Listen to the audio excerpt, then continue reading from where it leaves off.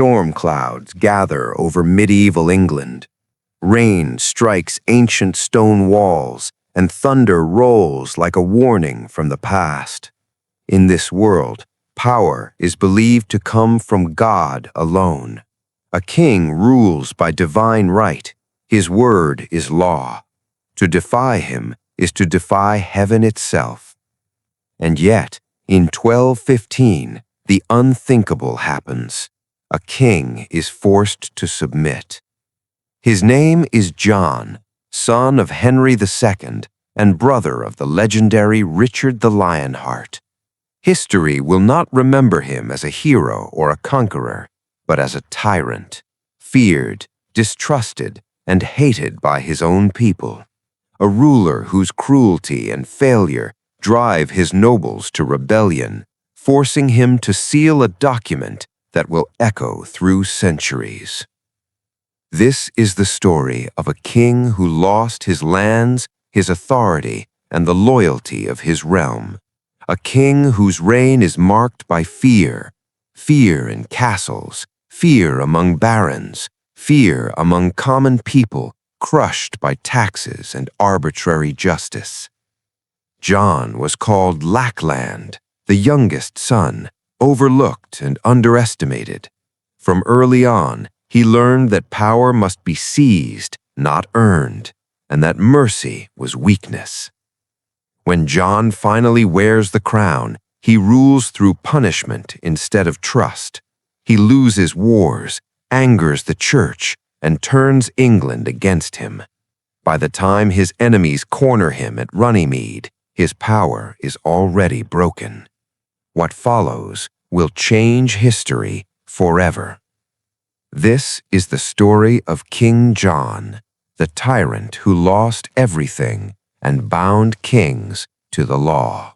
At the dawn of the 13th century, England stands uneasy, balanced between order and collapse. The land is rich, its fields fertile, its towns growing, but beneath the surface, tension coils like a drawn blade. Power flows downward from the crown, yet loyalty is fragile, held together by custom, fear, and fragile trust. The king sits at the center of this system, but he does not rule alone. England is bound by a web of obligations. Barons hold vast lands in the king's name. In return, they owe him military service, counsel, and obedience. It is an ancient bargain, one that only works if both sides honor it. But cracks are already forming. Years of war across the Channel have drained the treasury. Taxes are rising, fines are harsher, justice feels less like law and more like leverage. Noble families whisper in stone halls, wondering how long their lands are truly safe. Even loyalty no longer guarantees protection. Beyond the castles, the common people feel the strain. Sheriffs squeeze villages for coin. Crops are seized. Debts grow. The king's authority is distant, but its weight is constant, pressing down on farmers, merchants, and craftsmen alike. The church, too, watches carefully. Its blessing gives legitimacy to the crown, but disagreements simmer beneath polite ceremony. A single conflict with Rome could shatter the balance between spiritual and royal power. England has survived strong kings and weak ones before, but now the realm feels brittle. Tradition is being stretched, trust is eroding. The unwritten rules that restrain royal power are beginning to fray.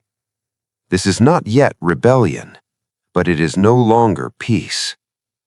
England stands on the edge, one bad decision away from chaos, one ruthless king away from open revolt.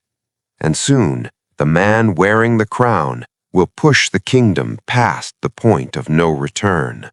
John was born into greatness, but never meant to inherit it. He entered the world as the youngest son of Henry II, one of the most powerful rulers medieval Europe had ever known, and Eleanor of Aquitaine, a woman of legendary intelligence and ambition. Their court was filled with power, culture, and expectation. But for John, there was little room to shine. His older brothers were giants.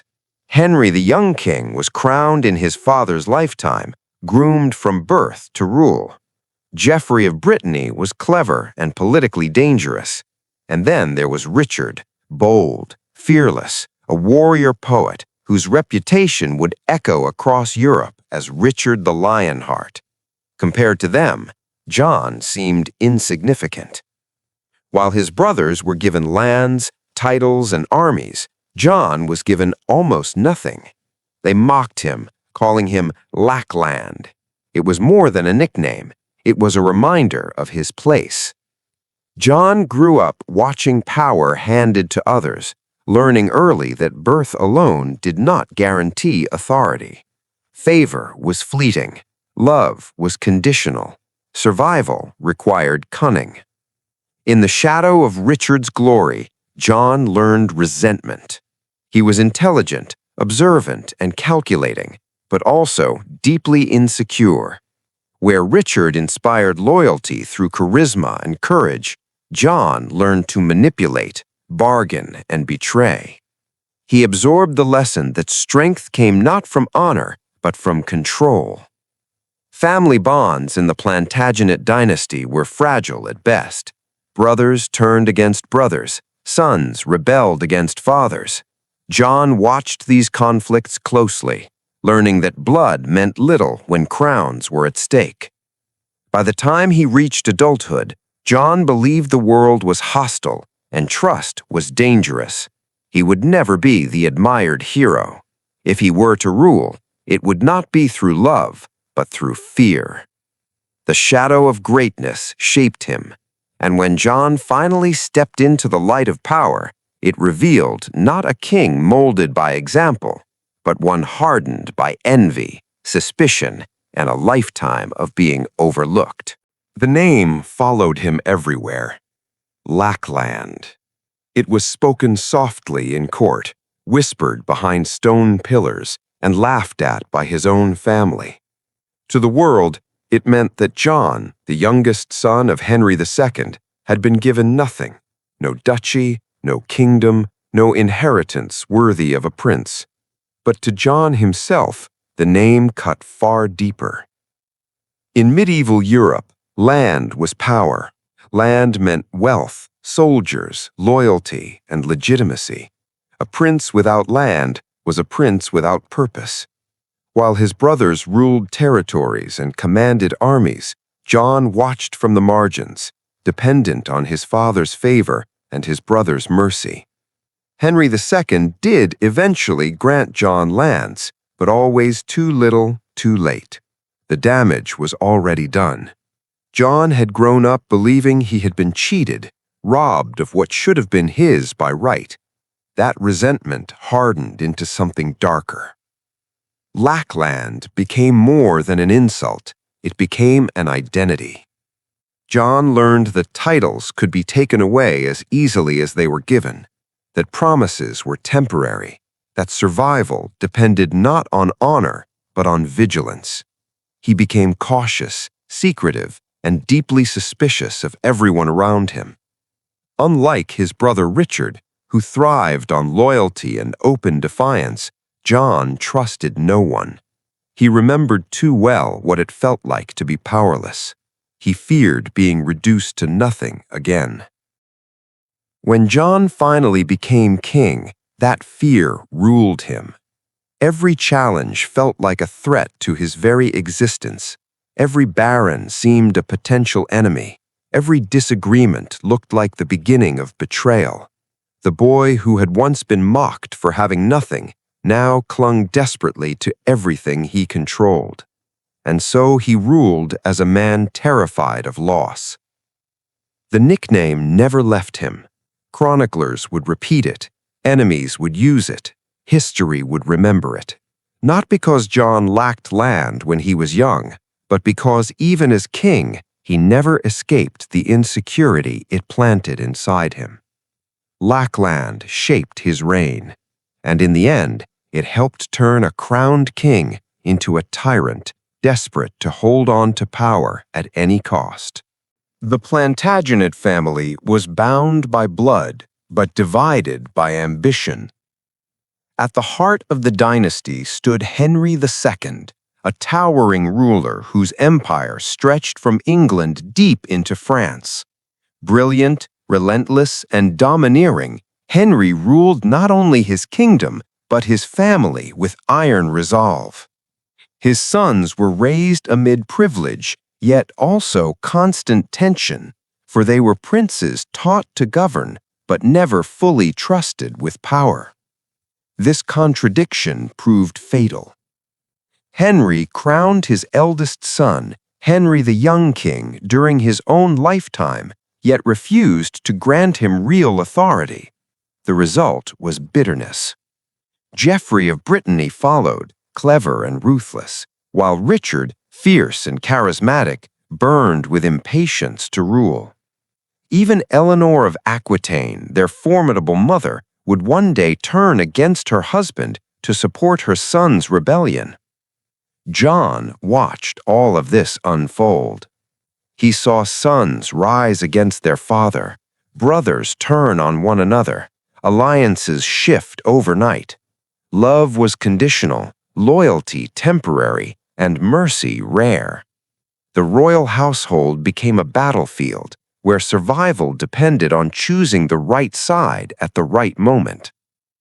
Civil war erupted within the family itself.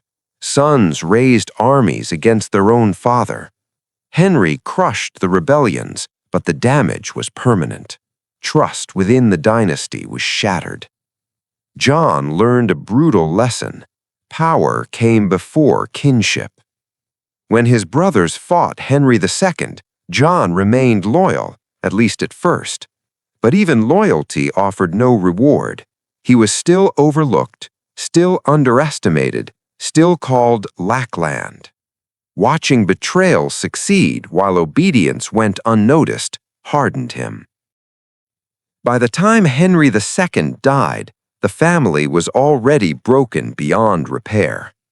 Richard inherited the crown, but suspicion lingered. John, shaped by years of familial conflict, had learned to expect betrayal and to strike first when necessary. The Plantagenet family did not collapse from outside invasion. It imploded from within.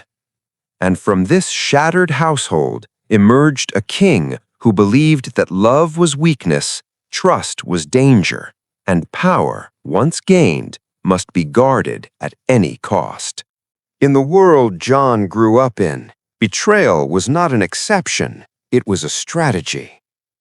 The Plantagenet court was a place where alliances shifted like shadows. Oaths were sworn in public and broken in private. Brothers turned against brothers, and fathers crushed sons who reached too soon for power. John learned early that survival depended not on loyalty, but on timing.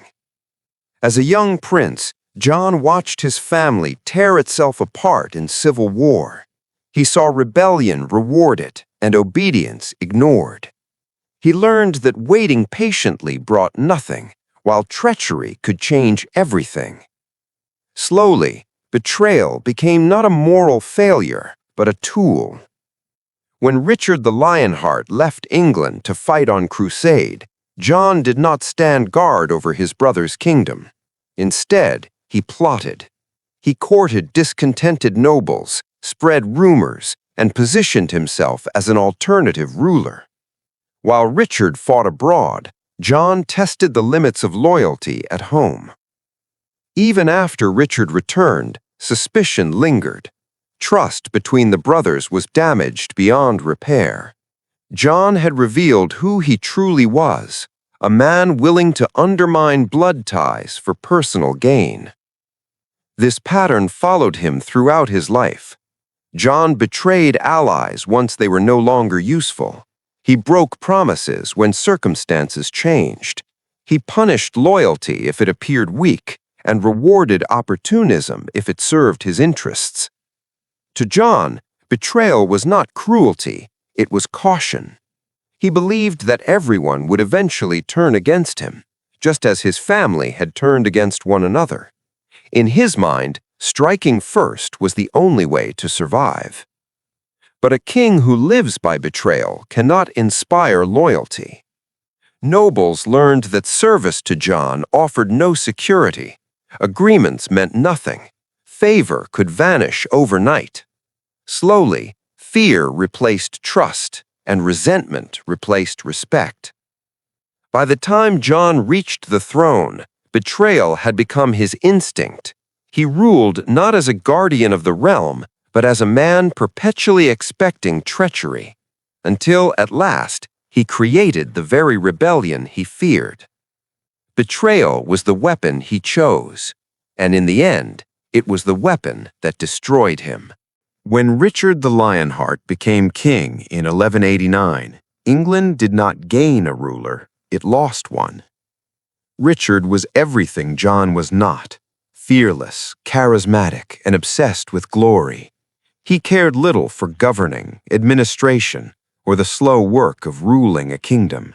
His heart belonged to war, to legend, and above all to the crusade. Within months of taking the crown, Richard set his sights eastward, determined to reclaim Jerusalem from Saladin and carve his name into history. To fund his holy war, Richard sold everything that was not nailed down: offices, lands, privileges. England became a treasury for a distant dream. Then, leaving the kingdom behind, Richard sailed for the Holy Land. He would be gone for years. In Richard's absence, England fell into uncertainty. Power rested in the hands of regents and churchmen, while John remained behind, watching, waiting. To John, his brother's crusade was not an act of faith or heroism, it was an opportunity. While Richard fought battles beneath the desert sun, John began weaving his own campaign at home. He courted dissatisfied nobles, promised favors, and positioned himself as a stabilizing alternative. Quietly, he tested how far he could go without openly declaring treason. Rumors spread, loyalty weakened, the kingdom felt leaderless. When Richard was later captured and imprisoned on his return journey, the situation worsened. England faced the unthinkable: a missing king and a brother who seemed ready to take his place. John allied himself with Richard's enemies abroad, hoping to claim the crown for himself. But Richard survived, ransomed, returned, and furious. The crusade had forged Richard's legend, but it also exposed John's ambition. Though Richard forgave him publicly, trust was gone. The seeds of conflict between the brothers had fully taken root. Richard's crusade made him immortal, but it also revealed the man who would follow him, a king shaped not by faith or honor, but by ambition, sharpened in his brother's absence. With Richard the Lionheart far from England and later imprisoned overseas, the kingdom drifted in dangerous uncertainty. A king still lived, but he did not rule. Into that vacuum stepped John. At first, John moved cautiously. He presented himself as a loyal brother, a prince merely safeguarding the realm until Richard's return. But beneath the surface, ambition stirred. Power, once tasted, was difficult to surrender. John began gathering support among restless nobles, men frustrated by heavy taxes, absent leadership, and endless demands to fund wars they did not fight. He promised stability, he promised rewards, most importantly, he promised change. To barons weary of Richard's distant glory, John offered presence. As months passed and news of Richard's captivity spread, John grew bolder. He seized castles, he took control of key fortresses and royal lands. He even negotiated with Richard's enemies, quietly undermining the effort to ransom his own brother. Each move was calculated, designed to make his authority feel inevitable. England watched as two truths collided. Richard was king in name, but John ruled in fact. Royal officials hesitated. Some obeyed John out of fear, others out of convenience. Slowly, the machinery of power began answering to him. The crown had not changed heads, but its weight had shifted. Yet John miscalculated one thing. Richard survived. When the Lionheart was finally released and returned to England, his presence alone shattered John's fragile claim. Castles surrendered, allies fled. John knelt, apologized, and begged forgiveness. Richard, eager to restore order, spared him. But the damage was done. John had revealed himself not as a guardian of the realm, but as a man willing to steal a crown while its rightful owner still lived. The memory lingered. Trust was broken. And when John would finally inherit the throne years later, England would remember this moment. The crown John once tried to seize in absence would never sit easily upon his head. Richard the Lionheart's death in 1199 sent shockwaves through England and across Europe. The kingdom, already weary from years of war and heavy taxation, now faced an uncertain succession. To many, the obvious heir seemed to be Arthur of Brittany, the son of John's late elder brother, Geoffrey. Arthur was young, but his claim was strong, legitimate, and widely recognized in Normandy and other continental territories. And yet, the crown did not pass to Arthur. It passed to John. The coronation was unexpected, not because John had not wanted it, but because few had anticipated that he would succeed. Many nobles had already begun to plot, believing Arthur's claim to be indisputable. Rumors swirled that John had maneuvered ruthlessly behind the scenes, buying loyalties, intimidating dissenters, and exploiting the absence of strong opposition. On a gray day in Westminster, John was crowned King of England. The ceremony itself was grand, but beneath the pomp lay unease. The barons watched carefully, some suspicious, some resentful. The church gave its blessing, but the seeds of doubt were planted. John's claim rested not on unquestioned right, but on political cunning and opportunism. Even among his own family there was tension. Many in the Plantagenet dynasty viewed John as the opportunistic younger brother who had cheated his nephew of inheritance. Across the Channel, Normandy's nobles quietly refused full recognition, a reminder that John's authority would always be contested. The coronation marked the beginning of a reign that would be defined by fear, suspicion, and rebellion. John was king, yes, but his crown felt precarious from the start.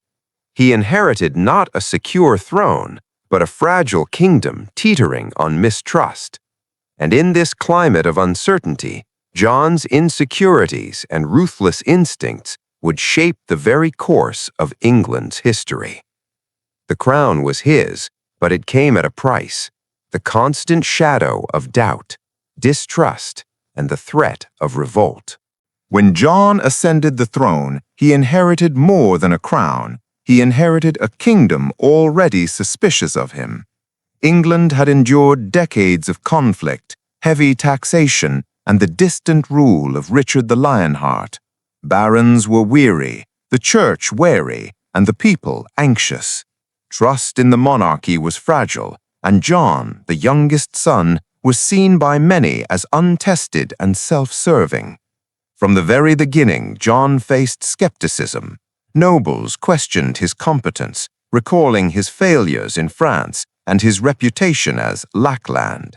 Courtiers whispered about his ambition and cunning, and rumors of betrayal followed him everywhere. Unlike Richard, who had inspired loyalty through courage and charisma, John inspired fear and doubt. His reputation for cruelty and manipulation preceded him, and many barons feared that his rule would bring exploitation rather than stability.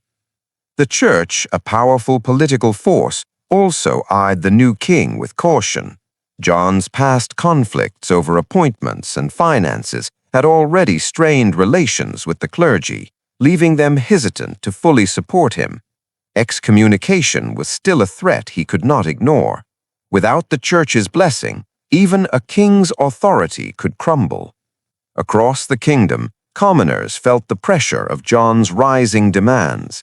Taxes were higher, fines harsher, and royal justice unpredictable.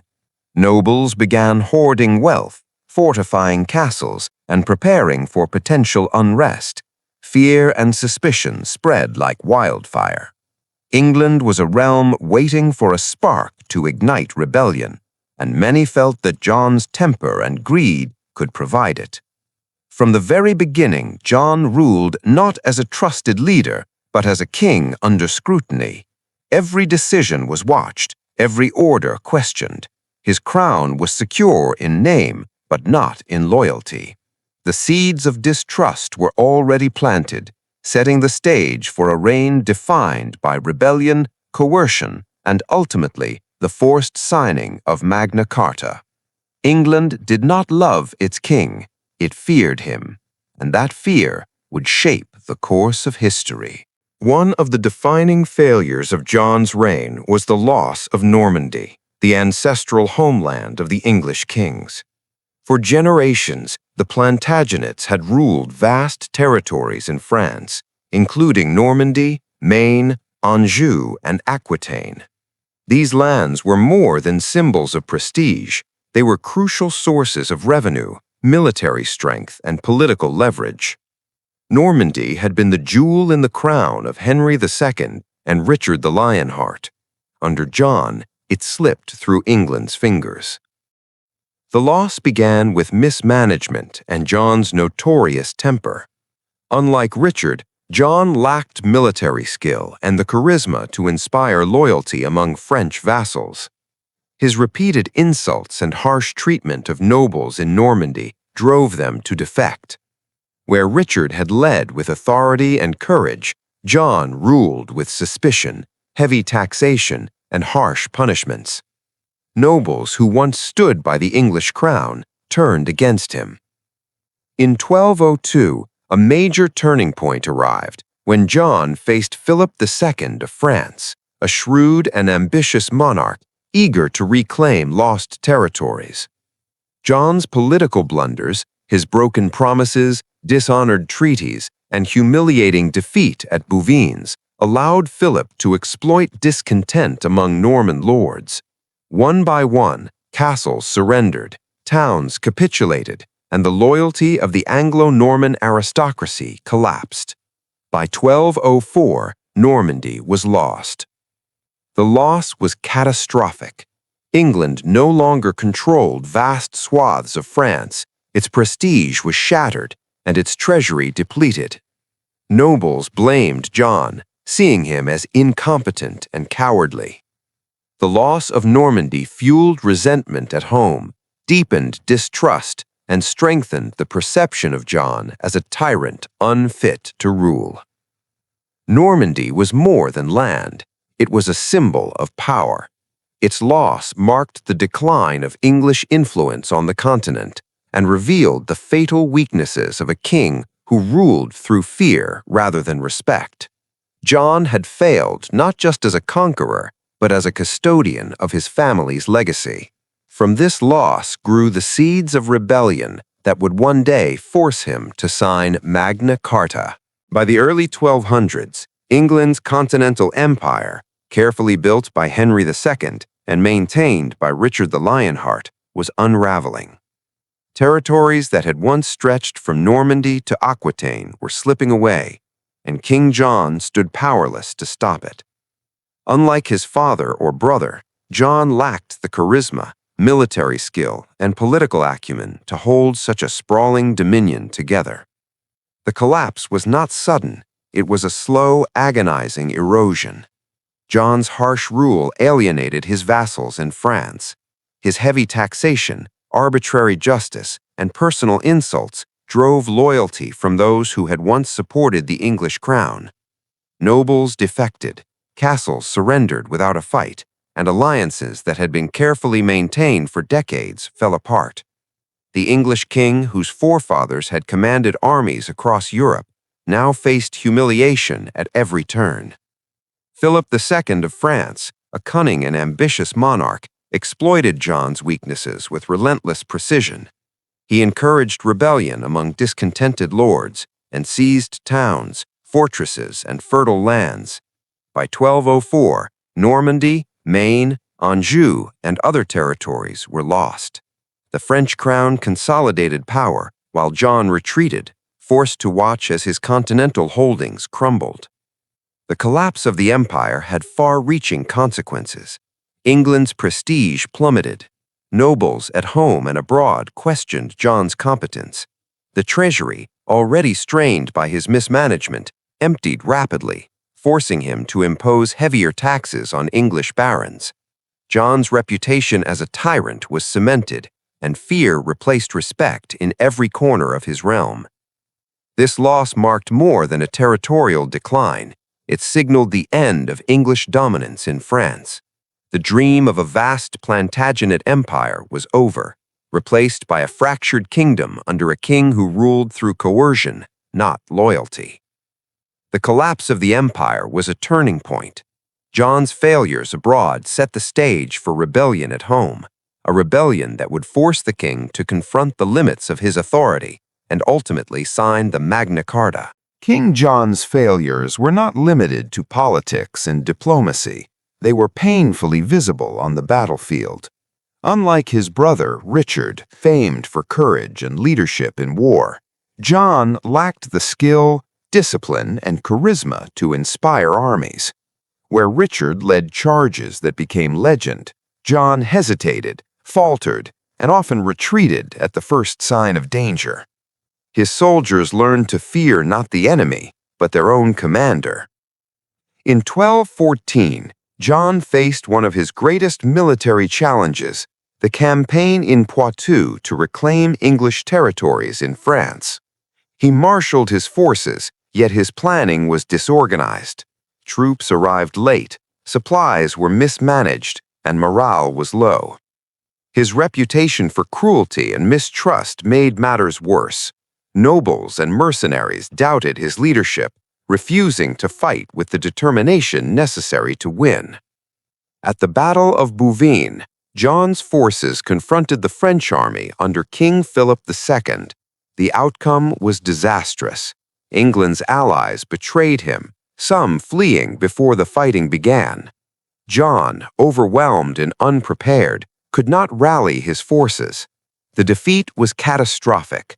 Territories were lost, his allies humiliated, and John's own credibility shattered.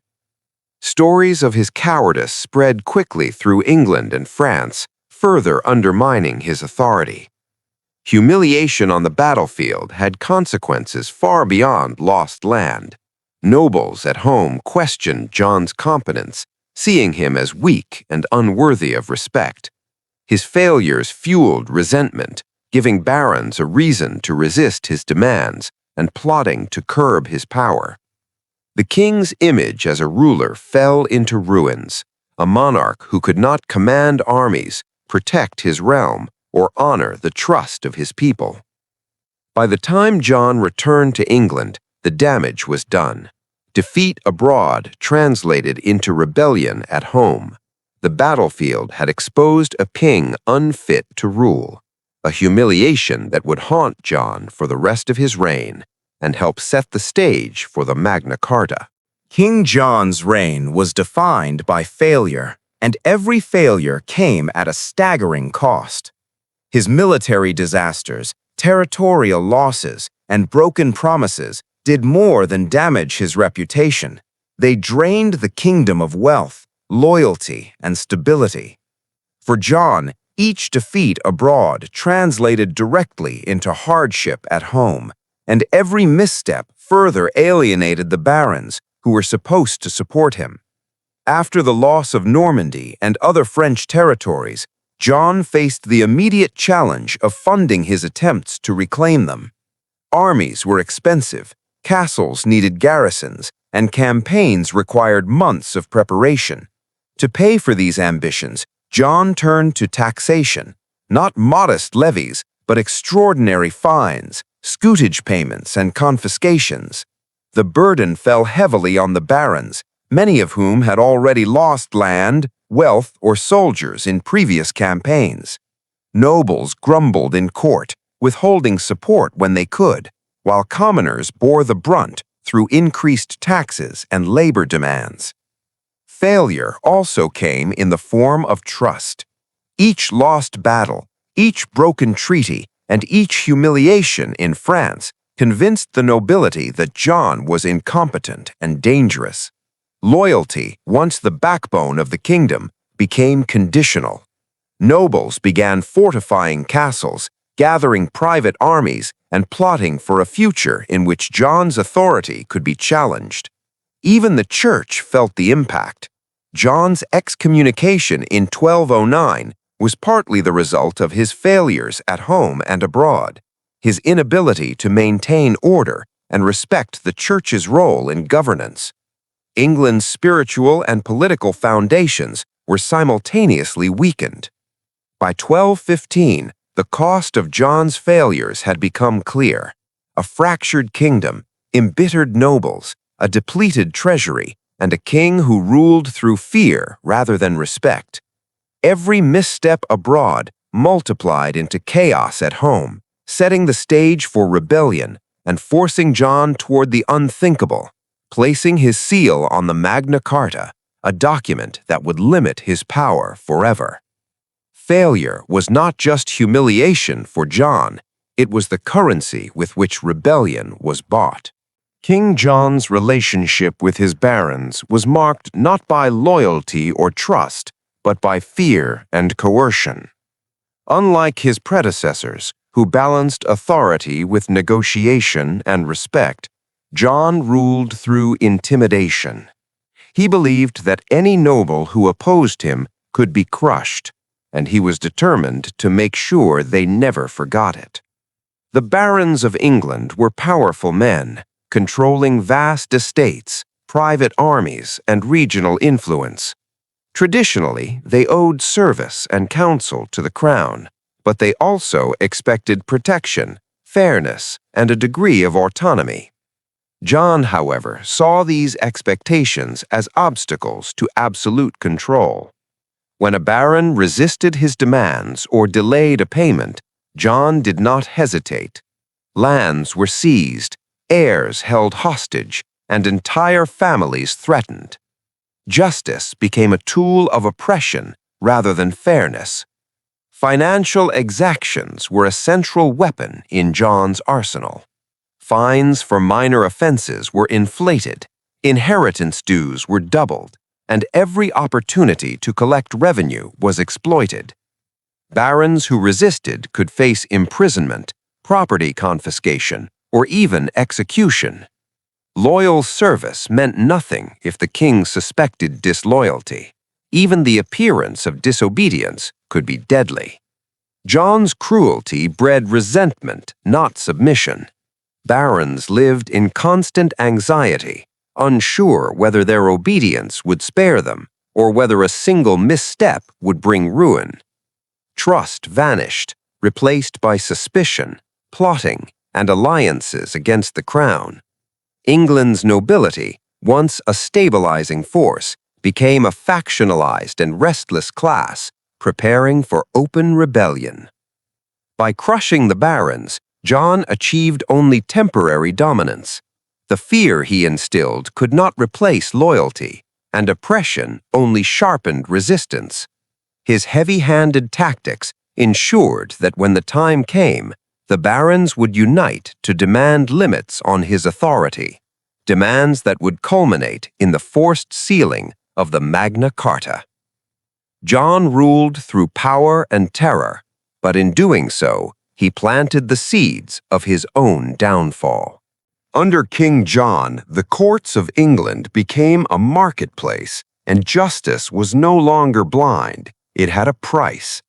Where law was once a mechanism to resolve disputes fairly and maintain order, John turned it into a tool of personal enrichment and political control.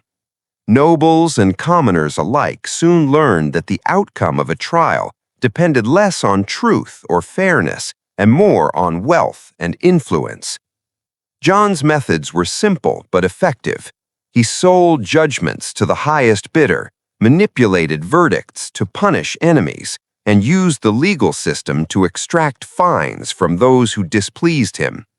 Even minor offenses could result in exorbitant penalties if the accused could not pay, while loyal supporters were rewarded with favorable rulings. Legal favoritism became commonplace, eroding public confidence in the crown and the courts. Inheritance disputes were particularly vulnerable. John often seized lands or demanded massive sums from heirs under the guise of legal procedure. Widows and children who should have been protected found themselves stripped of property and forced to pay extraordinary fines. The king's greed transformed the administration of justice into a form of extortion, leaving barons and ordinary people alike uncertain if their rights meant anything at all. The consequences were profound. Trust in the monarchy diminished, and resentment among the nobility deepened. The perception that the king could buy and sell justice undermined his moral authority and provoked widespread fear. It became clear that under John, the law served the king, not the people.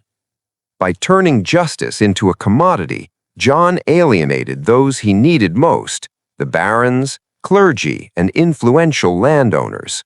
His actions helped ignite the rebellion that would force him to Runnymede and ultimately to affix his seal to the Magna Carta. The very system meant to uphold order had become the instrument of tyranny, sowing the seeds of revolt against a king who had placed personal gain above the law itself. For King John, fear was not a byproduct of rule, it was the foundation of it. Unlike rulers who sought loyalty through respect, justice, or shared purpose, John relied on intimidation, suspicion, and terror to maintain control. Every action he took was calculated to remind nobles, officials, and even commoners that disobedience carried consequences beyond imagination. From the moment John ascended the throne, his reign was marked by arbitrary arrests, public humiliations, and brutal punishments. Nobles who questioned his decisions could find their lands confiscated overnight. Families of suspected traitors were taken hostage to ensure obedience. Even those who served him faithfully lived in constant anxiety, unsure if their loyalty would protect them or if the king's suspicion would turn against them. Fear extended to taxation and military levies. John demanded extraordinary sums to fund wars he could barely lead, and failure to pay or even hesitation could bring ruin. Sheriffs and local officials enforced these demands ruthlessly, often embellishing penalties to display the consequences of defiance. The message was unmistakable. Challenge the king, and disaster would follow. The king's use of fear was not limited to nobles. Ordinary people were subjected to heavy fines, harsh punishments, and arbitrary enforcement of laws. Even the church, which wielded spiritual authority, faced intimidation when it conflicted with John's interests. This culture of fear created obedience, but it also bred resentment, distrust, and plotting. Nobles no longer saw the king as a protector or guide. They saw him as a tyrant to be circumvented. Every act of intimidation deepened the rift between ruler and ruled, weakening the very foundation of his authority. By ruling through terror, John gained temporary compliance, but at the cost of loyalty and stability. Fear as royal policy would ultimately set the stage for open rebellion and force John to confront the limits of his power, culminating in the sealing of the Magna Carta. One of the darkest shadows over King John's reign is the mysterious fate of Arthur of Brittany, his young nephew and a rival claimant to the English throne. Arthur, son of John's elder brother Geoffrey, had a legitimate claim to both the English crown and the continental territories that John coveted. Many nobles and foreign powers viewed him as the rightful heir, a symbol of hope against John's increasingly tyrannical rule. In 1202, during John's disastrous campaigns in France, Arthur was captured by John's forces under suspicious circumstances. The boy, only 16, had been rallying support from discontented nobles in Normandy, hoping to reclaim his inheritance. Initially imprisoned in Rouen, Arthur's presence became a focal point for rebellion and opposition. His very existence posed a threat to John's authority, a living challenge that could rally armies and turn loyal barons against him. Accounts of Arthur's fate are shrouded in uncertainty and controversy. Some chroniclers suggest that John personally ordered his nephew's death, perhaps by strangulation, while others imply he was quietly executed by agents loyal to the king. Reports of Arthur's disappearance sparked outrage across England and France, with nobles accusing John of murder and cruelty. Even contemporaries found it difficult to reconcile the king's public persona with such a heinous act, and the incident became a symbol of John's ruthless determination to eliminate threats to his power. Arthur's death or disappearance deepened mistrust toward John. Nobles began questioning not only his competence, but his morality.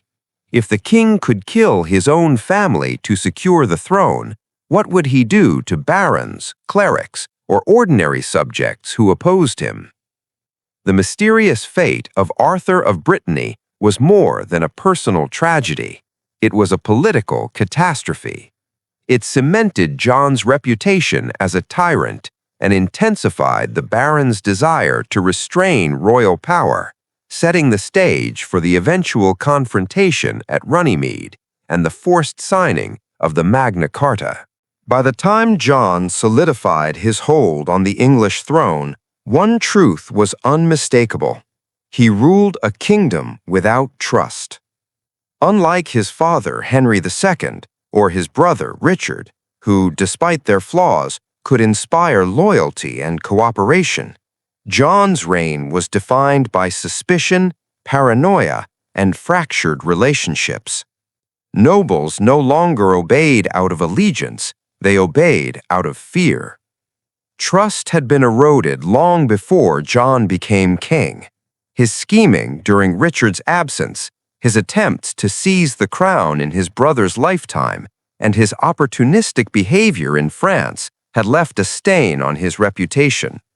Nobles, clergy, and foreign allies remembered John's betrayals.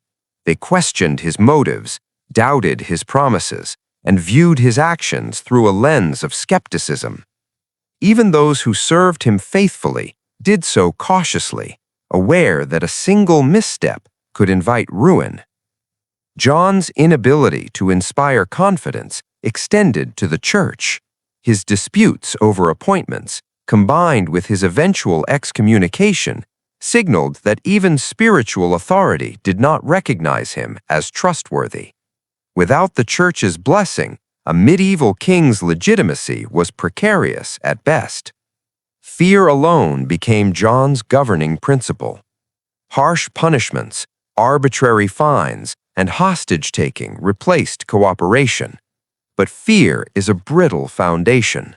The barons complied, but resentment festered. Alliances formed in private, conspiracies emerged in shadows, and loyalty existed only as a temporary calculation. A king without trust cannot govern effectively. Administration faltered, armies hesitated, and diplomacy failed. England's stability depended not only on law, but on relationships between the crown and those who held power locally. By alienating these pillars of support, John weakened his own rule. In the end, the absence of trust made rebellion inevitable. The barons' growing hostility, fueled by years of broken promises and oppression, would ultimately force John to confront his limits of power, culminating in the historic signing of the Magna Carta. By the early 13th century, King John had transformed England from a kingdom of cautious respect into a realm simmering with resentment and anger. His failures abroad, his heavy taxation, and his relentless cruelty at home had alienated nearly every segment of society. Nobles no longer viewed him as a legitimate ruler, but as a tyrant whose whims threatened their wealth, their power, and even their lives. The barons, once pillars of support for the crown, began to unite in secret. They had long endured John's exactions, fines levied without cause, lands seized arbitrarily, and heirs held hostage to secure obedience. Each act of oppression had chipped away at loyalty, replacing it with fear, suspicion, and ultimately hatred. When combined with John's repeated failures in France and his humiliations on the battlefield, the nobility concluded that England could not survive under his unchecked rule. Even the church, which traditionally legitimized royal authority, had turned against him. His disputes with the Pope over the appointment of bishops, coupled with his excommunication, signaled to the kingdom that God himself did not endorse the king. Parish priests and bishops quietly encouraged resistance, further undermining John's authority. The common people felt the weight of his tyranny too. Taxes were crushing, fines were unpredictable, and justice was for sale. John's soldiers enforced his decrees harshly, often with brutal efficiency. Villagers, merchants, and townsfolk found themselves caught in a system designed to enrich the king at the expense of everyone else. By 1214-1215, the discontent had reached a tipping point. England was no longer merely dissatisfied with its king, it was ready to rebel. Barons openly plotted, alliances were forged, and the machinery of revolt quietly moved into place. John's rule had become a kingdom against itself, setting the stage for a confrontation that would force the king to Runnymede and the sealing of the Magna Carta, forever limiting the power of the English crown. King John's conflict with the Church was one of the defining crises of his reign, plunging England into a spiritual and political war that would shake the kingdom to its core. The dispute began over the appointment of the Archbishop of Canterbury, a position of immense religious and political power. When John attempted to impose his own candidate, the Pope rejected him, insisting that the choice was under papal authority. John's reaction was defiance. He refused to accept the papal decision, insisting that the crown held the right to appoint bishops. This confrontation escalated rapidly.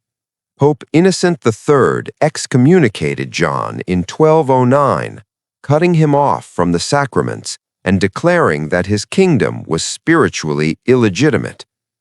Excommunication in medieval Europe was no mere spiritual penalty. It undermined the king's legitimacy in the eyes of his subjects. Nobles and commoners alike began to question whether they were obliged to obey a ruler condemned by God. John's isolation intensified when the Pope placed England under interdict, suspending religious services across the land. Churches were closed, marriages and baptisms forbidden, and the dead were denied proper burial. The kingdom was caught between loyalty to the crown and fear of spiritual damnation. John responded with characteristic ruthlessness.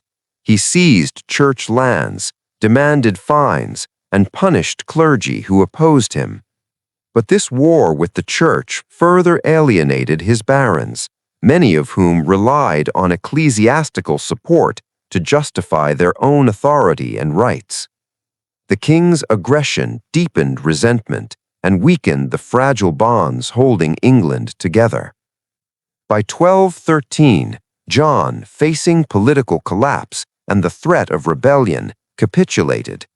He submitted to the Pope, accepting England as a papal fief and paying tribute to Rome. The conflict left John humiliated but temporarily stabilized, yet it had lasting consequences. It exposed his inability to balance spiritual authority with temporal power and amplified the distrust and anger among his barons, anger that would soon demand redress at Runnymede.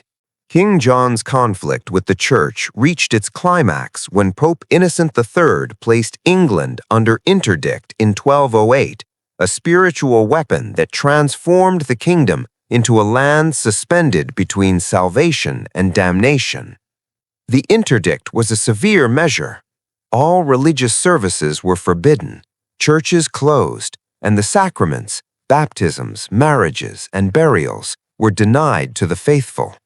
In a deeply religious society, where faith governed daily life, this act struck fear and uncertainty into every corner of the realm. For the common people, the interdict was terrifying. Families could not baptize their children, leaving their souls at risk. Weddings could not be performed, and the dead were denied Christian burial rites.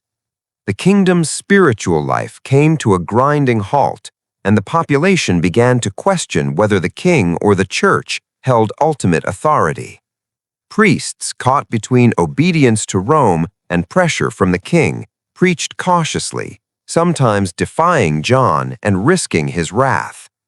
The tension permeated towns, villages, and even the royal court.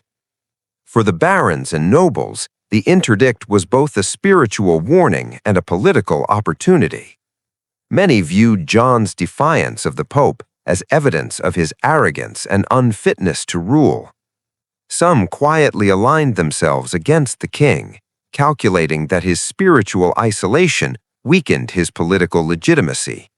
England was no longer just politically unstable, it was morally and spiritually fractured. John, true to form, responded with his typical blend of cruelty and pragmatism. He seized church lands, extorted fines from clergy, and punished those who resisted his authority. Yet even this harsh response could not overcome the deep anxiety spreading across the kingdom. Fear of God and fear of the king existed side by side, creating a tense, fragile society on the brink of revolt. The interdict would not last forever. By 1213, John capitulated, submitting England as a papal fief and paying tribute to Rome. But the memory of those years, when England's churches were silent and its people spiritually endangered, left a lasting scar, intensifying baronial distrust and preparing the way for the historic confrontation at Runnymede.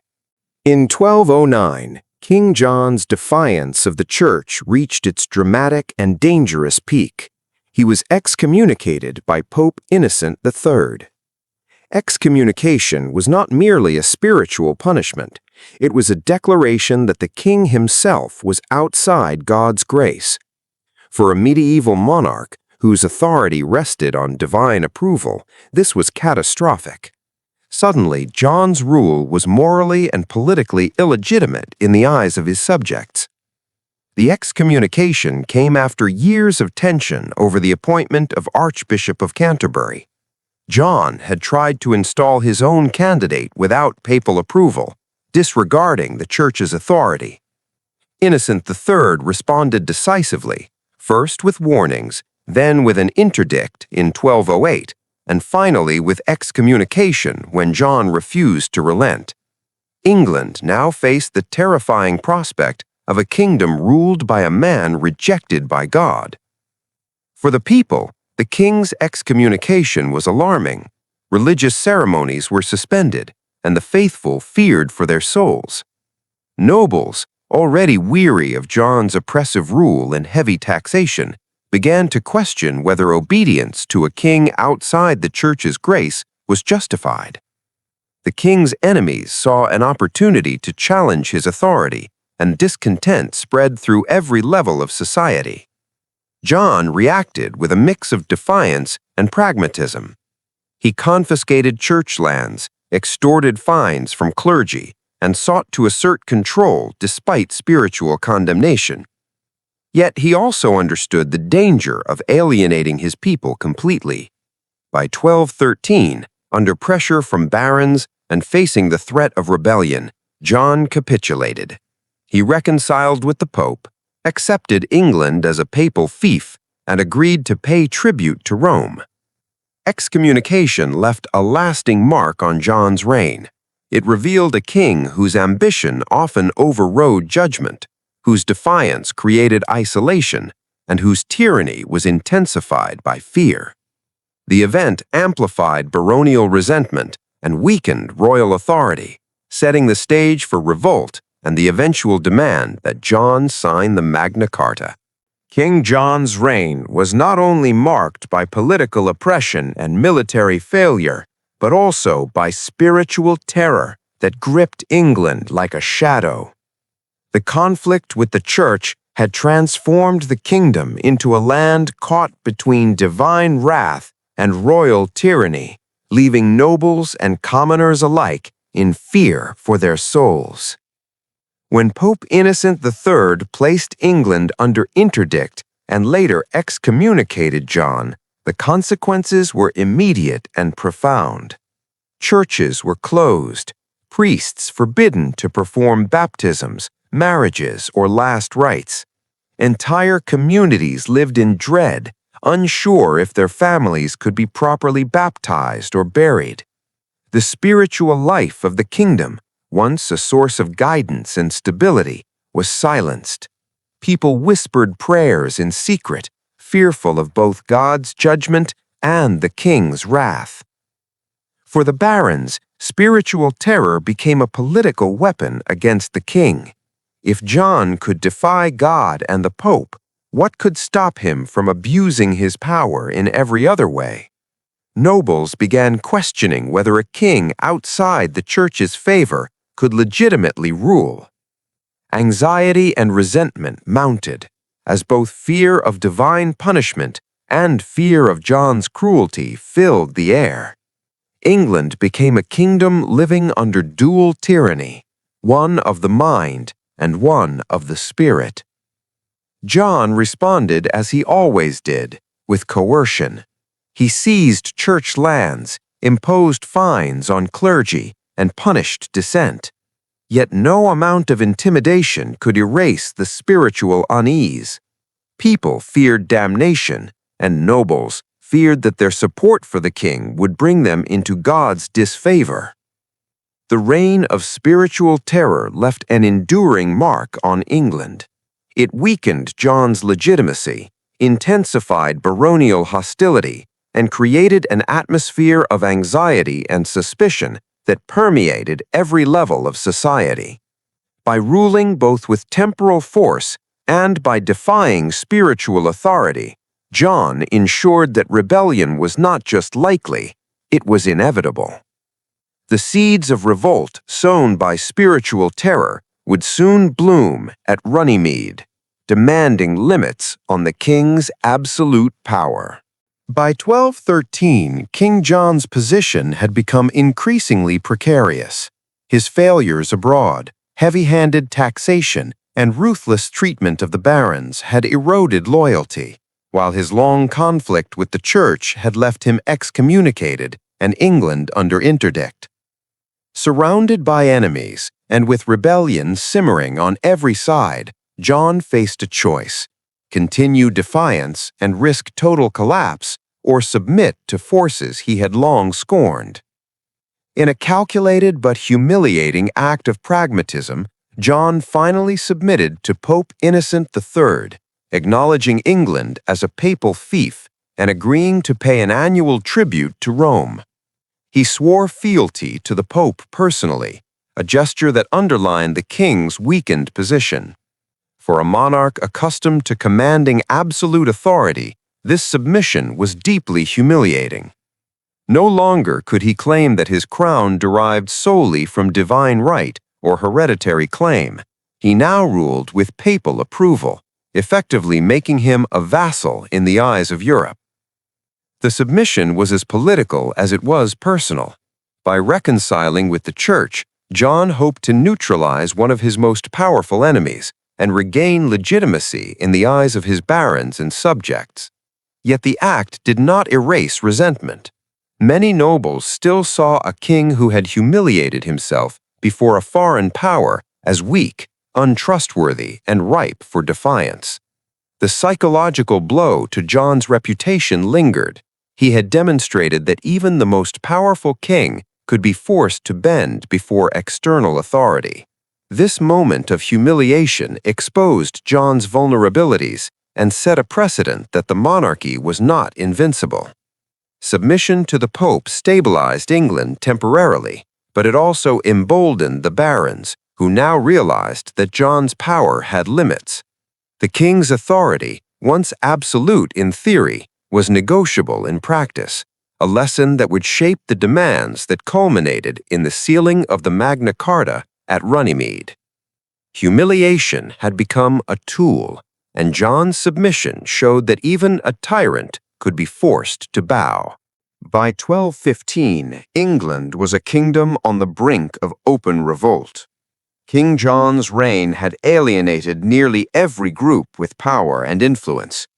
His relentless taxation, arbitrary justice, ruthless punishments, and failure to protect lands abroad had left barons bitter and distrustful. Combined with the humiliations inflicted by his submission to the Pope and his ongoing conflicts with the Church, John's authority was weakened. The stage was set for rebellion, and the barons were ready to act. The seeds of revolt had been planted for years. Barons whispered in private chambers and fortified their castles, calculating the moment when they could challenge a king who had ruled through fear rather than respect. Many were angry over excessive scutage payments, the sale of justice, and the confiscation of estates. Others were alarmed at John's apparent willingness to betray even family ties, as seen in the disappearance of his nephew, Arthur of Brittany. Together, these grievances created a shared sense of injustice and urgency. In the spring of 1215, barons began to coordinate openly. Representatives from across England, northern lords, southern knights, and influential clergy met in secret, drafting demands to limit the king's authority. They sought to curb arbitrary taxation, guarantee legal protections, and ensure that royal power could not be exercised unchecked. This was not merely a protest, it was the beginning of a movement that would confront the very foundations of royal authority. John, however, was unaware of the full scale of the threat. His usual reliance on intimidation and coercion was insufficient against a united opposition. The barons were no longer acting individually. They were organized, resolute, and prepared to confront their king directly. The rebellion had begun. England was no longer a kingdom under the absolute control of its monarch. The barons were ready to challenge the crown itself, setting the stage for the historic confrontation at Runnymede, where King John would be forced to acknowledge limits to his power in the form of the Magna Carta. By 1215, King John's reign had become synonymous with broken promises and shattered trust. Nobles, clergy, and even foreign allies had come to expect that any commitment he made would be temporary, contingent only on convenience or personal gain. Oaths, a cornerstone of medieval governance, were no longer sacred. They were tools for manipulation, to be bent or broken at will. John's record was filled with betrayals. He had seized lands promised to barons, reneged on financial agreements, and disregarded the feudal obligations he himself had sworn to uphold. Nobles who lent him troops or by 1215, King John's reign had become synonymous with broken promises and shattered trust. Nobles, clergy, and even foreign allies had come to expect that any commitment he made would be temporary, contingent only on convenience or personal gain. Oaths, a cornerstone of medieval governance, were no longer sacred. They were tools for manipulation, to be bent or broken at will. John's record was filled with betrayals. He had seized lands promised to barons, reneged on financial agreements, and disregarded the feudal obligations he himself had sworn to uphold. Nobles who lent him troops or money often found their loyalty repaid with confiscation of estates or arbitrary fines. Even the church, with which he had previously reconciled, could not fully trust him. Exactions and meddling in ecclesiastical appointments continued, despite his submission to the Pope. The king's broken oaths fueled resentment. Barons began to see themselves not as subjects of a sovereign bound by law and tradition, but as victims of a tyrant who placed personal gain above duty. Trust dissolved completely. Alliances were fragile, promises worthless, and every interaction with the crown became a calculated risk. This atmosphere of uncertainty destabilized governance, weakened loyalty, and made rebellion increasingly inevitable. At the heart of the problem was John's perception of power. To him, an oath was a strategic tool, a way to secure immediate compliance or advantage. Morality, honor, and reputation were secondary to the accumulation of wealth and authority. But in the long term, this approach backfired. The constant pattern of betrayal ensured that the barons would unite against him, demanding limitations on his power and protections for themselves and the kingdom. By breaking oath after oath, John had done more than insult his subjects. He undermined the very foundation of monarchy. It was this legacy of dishonesty and treachery that forced him, ultimately, to agree to the Magna Carta, a document designed to hold a king accountable to the promises he made. By 1215, the simmering anger of England's barons could no longer be contained with words, petitions, or whispered threats. Years of King John's tyranny, excessive taxation, arbitrary justice, confiscated lands, and broken promises had created a critical mass of resentment. The nobles, once loyal to the crown, began to see rebellion not as treason, but as a necessary act to protect their rights, their families, and the kingdom itself. The first step was preparation. Castles were reinforced, men-at-arms trained, and alliances formed in secret. Northern lords coordinated with their southern counterparts, while influential knights and church officials quietly offered support. Weapons were stockpiled: swords, spears, bows, and crossbows, alongside supplies to withstand sieges. Fortifications once used to defend the king were now prepared to resist him. The barons acted with deliberate organization. Letters and secret messages circulated between allies, carefully outlining grievances against John and strategies for confrontation.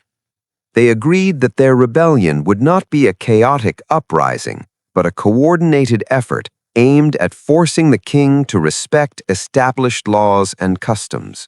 This was not merely about wealth or titles. It was a fight to reclaim legal rights and secure the protection of property and inheritance.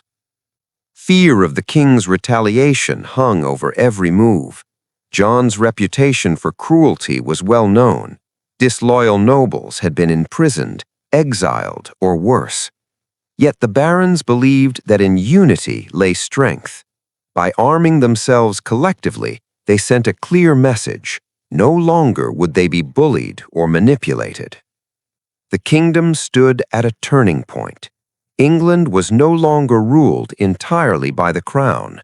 The balance of power was shifting. The barons' decision to take up arms set the stage for confrontation at Runnymede, where the absolute authority of King John would be challenged and the historic Magna Carta demanded. Rebellion was no longer a threat, it was inevitable. By 1215, King John's unpopularity had reached its peak, and the city of London became the epicenter of resistance against his tyrannical rule.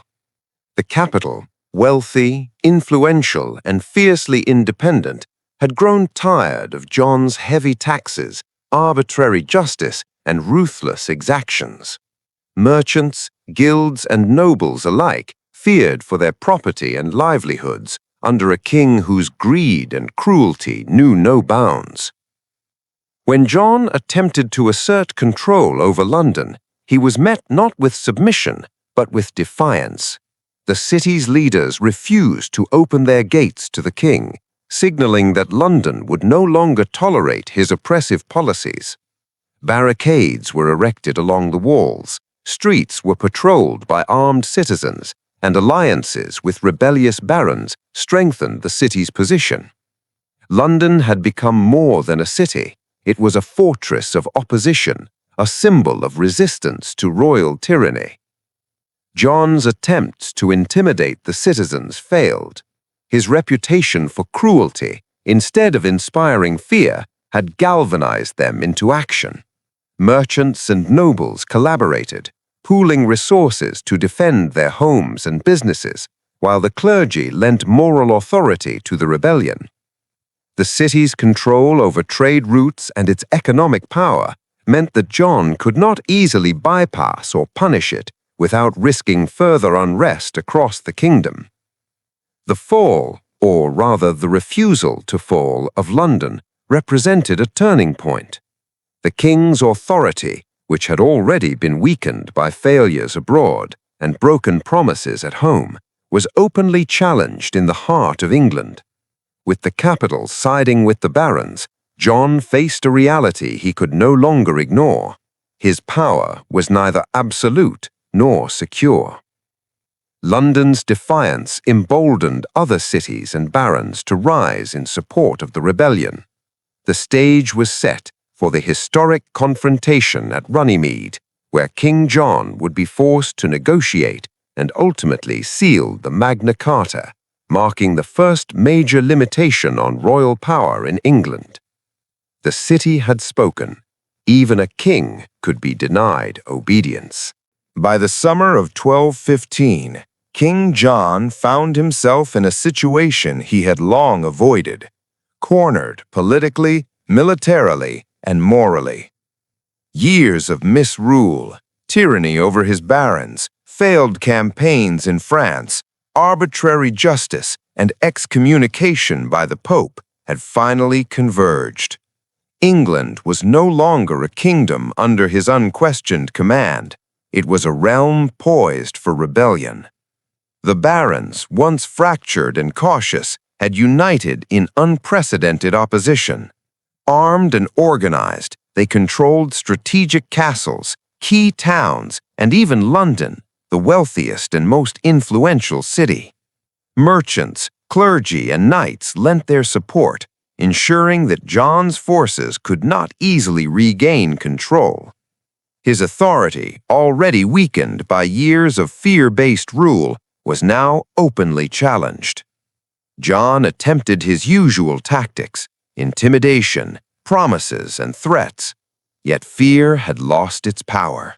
Nobles who once obeyed out of dread were now emboldened by solidarity. Every attempt to punish dissenters only fueled the resolve of those plotting against him. Alliances that had crumbled under his suspicion now reformed in defiance. Even loyal vassals hesitated, uncertain whether to back a king who had alienated nearly everyone. Morally, John was also cornered. His excommunication and prior disputes with the church meant that even spiritual authority could not shield him. Any action against the barons risked further condemnation, both secular and divine. Faced with rebellion on all sides, King John had no choice but to negotiate. For the first time, the barons could dictate terms. The king, who had ruled through manipulation, coercion, and fear, was forced to listen. The king was cornered, his power no longer absolute, his reputation in ruins, and his options limited. The confrontation that followed at Runnymede would force John to confront the limits of his authority and ultimately affix his seal to the Magna Carta, marking a historic moment in the balance of power between crown and subjects. Even a tyrant could be forced to bow. In June 1215, the stage was set at Runnymede, a flat meadow along the River Thames, where history would witness the dramatic confrontation between King John and his rebellious barons. After years of tyranny, failed wars, and heavy-handed rule, John faced a united force demanding limits to his authority. For the first time, the king was forced to negotiate not as an absolute ruler, but as a monarch under pressure from those he had long oppressed. The barons arrived at Runnymede armed not just with swords, but with resolve. They were backed by the support of London, wealthy merchants, influential knights, and even sympathetic clergy. John, isolated and politically weakened, had no choice but to meet them on their terms. The meadow, tranquil and open, contrasted sharply with the tension and hostility that filled the air. Here, the king would confront the reality of a kingdom that no longer obeyed blindly. Negotiations were tense. The barons presented a list of demands, limitations on taxation, protections for inheritance and property, guarantees for fair justice, and accountability for the king's actions. John's authority, which had once seemed unassailable, was challenged in every clause. Each point chipped away at the absolute power he had wielded through fear and coercion. Eventually, John affixed his seal to the document that became the Magna Carta, a historic agreement recognizing that even a king must respect certain laws and the rights of his subjects. Though John would later attempt to renege on it, and civil war would follow, the moment at Runnymede was pivotal. It marked the first time in English history that the principle of limiting royal authority was formally acknowledged. At Runnymede, a tyrant was confronted, a kingdom asserted its rights, and the foundations of constitutional governance were laid. King John had bowed, not in surrender to arms alone, but to the undeniable truth: even a monarch could be held accountable. On June 15, 1215, at Runnymede, a momentous event unfolded that would echo through centuries: the presentation of the Magna Carta. For King John, it was a humiliating yet unavoidable concession. After years of misrule, military failures, and alienation of the barons, he was cornered into acknowledging limits to his power. The barons, who had spent months organizing, arming themselves, and negotiating, finally stood face to face with a king whose authority was no longer absolute. The document itself was revolutionary in its simplicity and clarity. It outlined the barons' grievances, including excessive taxation, arbitrary justice, and the king's abuses of power. It demanded legal protections, safeguards for inheritance and property, and mechanisms to hold the monarch accountable. Every clause chipped away at John's unchecked authority, reminding him and all who witnessed it that the crown was not above the law. The ceremony of presentation was both solemn and symbolic. Barons, knights, and clergy gathered in the meadow, while scribes carefully read the clauses aloud. John affixed his royal seal, a reluctant acknowledgement that he would abide by the terms, at least temporarily. The act of sealing the Magna Carta was not merely administrative, it was a public declaration that the king's power had boundaries and that even the crown was answerable to the people and the law. For the barons, it was a triumph of unity and persistence. For John, it was a bitter humiliation, exposing his vulnerabilities and the failures of his tyrannical rule. While civil war soon erupted, and John would attempt to evade the charter, the Magna Carta endured as a symbol of legal rights and limitations on power. The presentation of the Magna Carta marked a turning point in history. It transformed the relationship between ruler and subject, establishing the radical principle that authority could and must be constrained by law. At Runnymede, the foundation of constitutional governance in England was laid, forever altering the trajectory of monarchy and liberty. At Runnymede, King John faced one of the most humiliating moments of his reign, being forced to sign the Magna Carta. For a king who had ruled through intimidation, coercion, and absolute authority, the event represented a dramatic reversal of power. After years of military failures, oppressive taxation, and alienation of the barons, John had no choice. The united strength of the barons, backed by London and influential allies, left him cornered. The king arrived at Runnymede under immense pressure.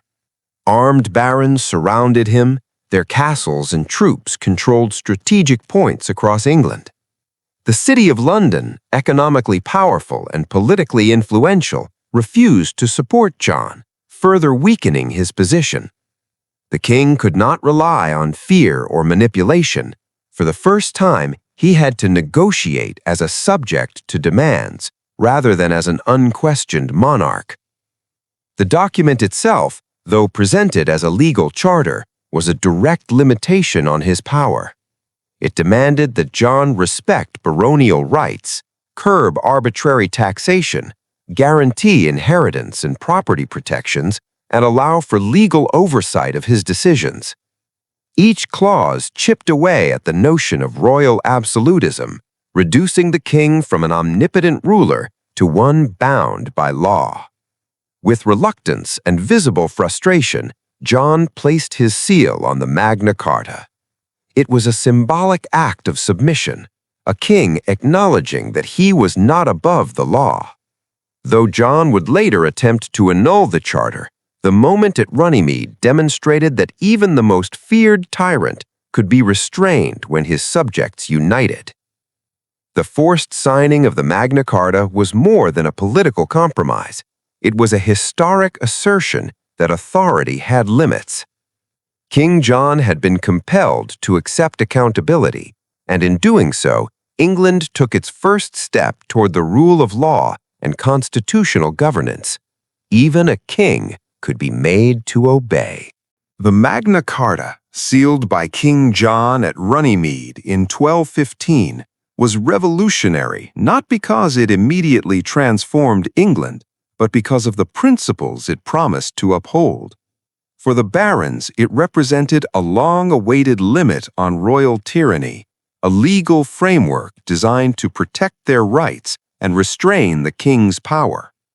Though John would attempt to ignore or annul it, the charter set a precedent that authority must be accountable.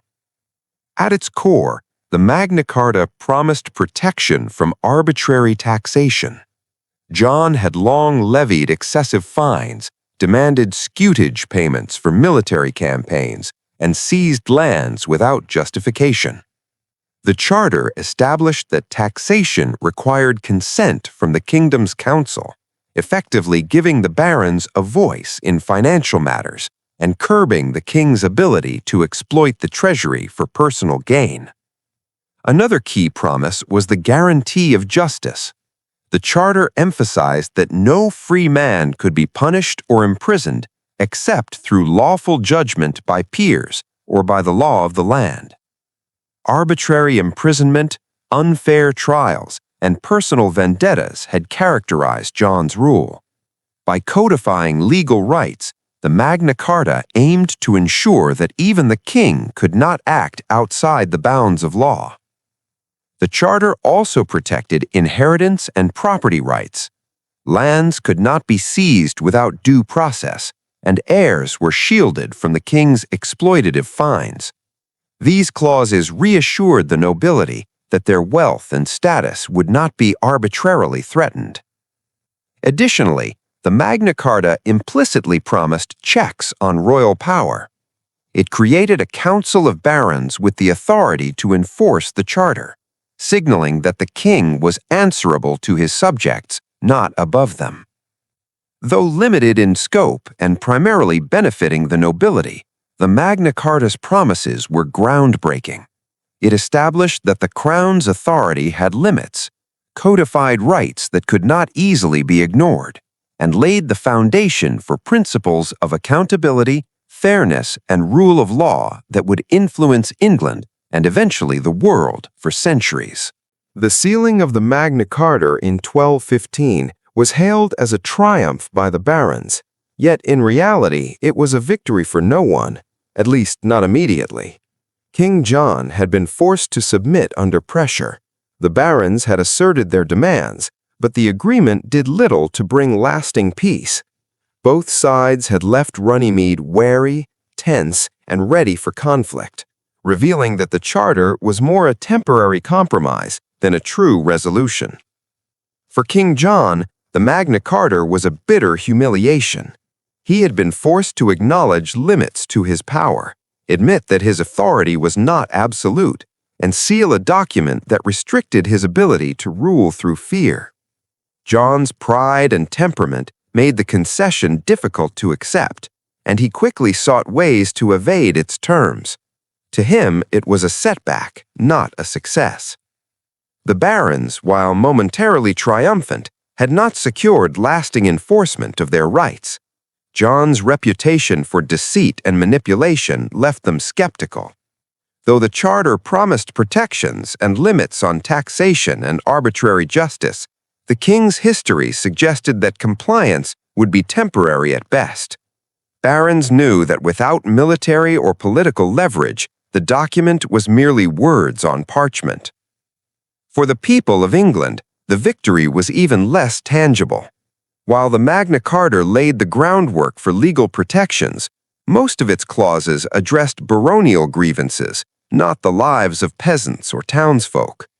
The immediate impact on daily life was minimal, and the kingdom remained divided, unstable, and ripe for conflict. In truth, Runnymede was a pause in the storm, not the end of it. Neither king nor barons had truly won. Yet this uneasy compromise planted a seed, the principle that even a monarch could be held accountable.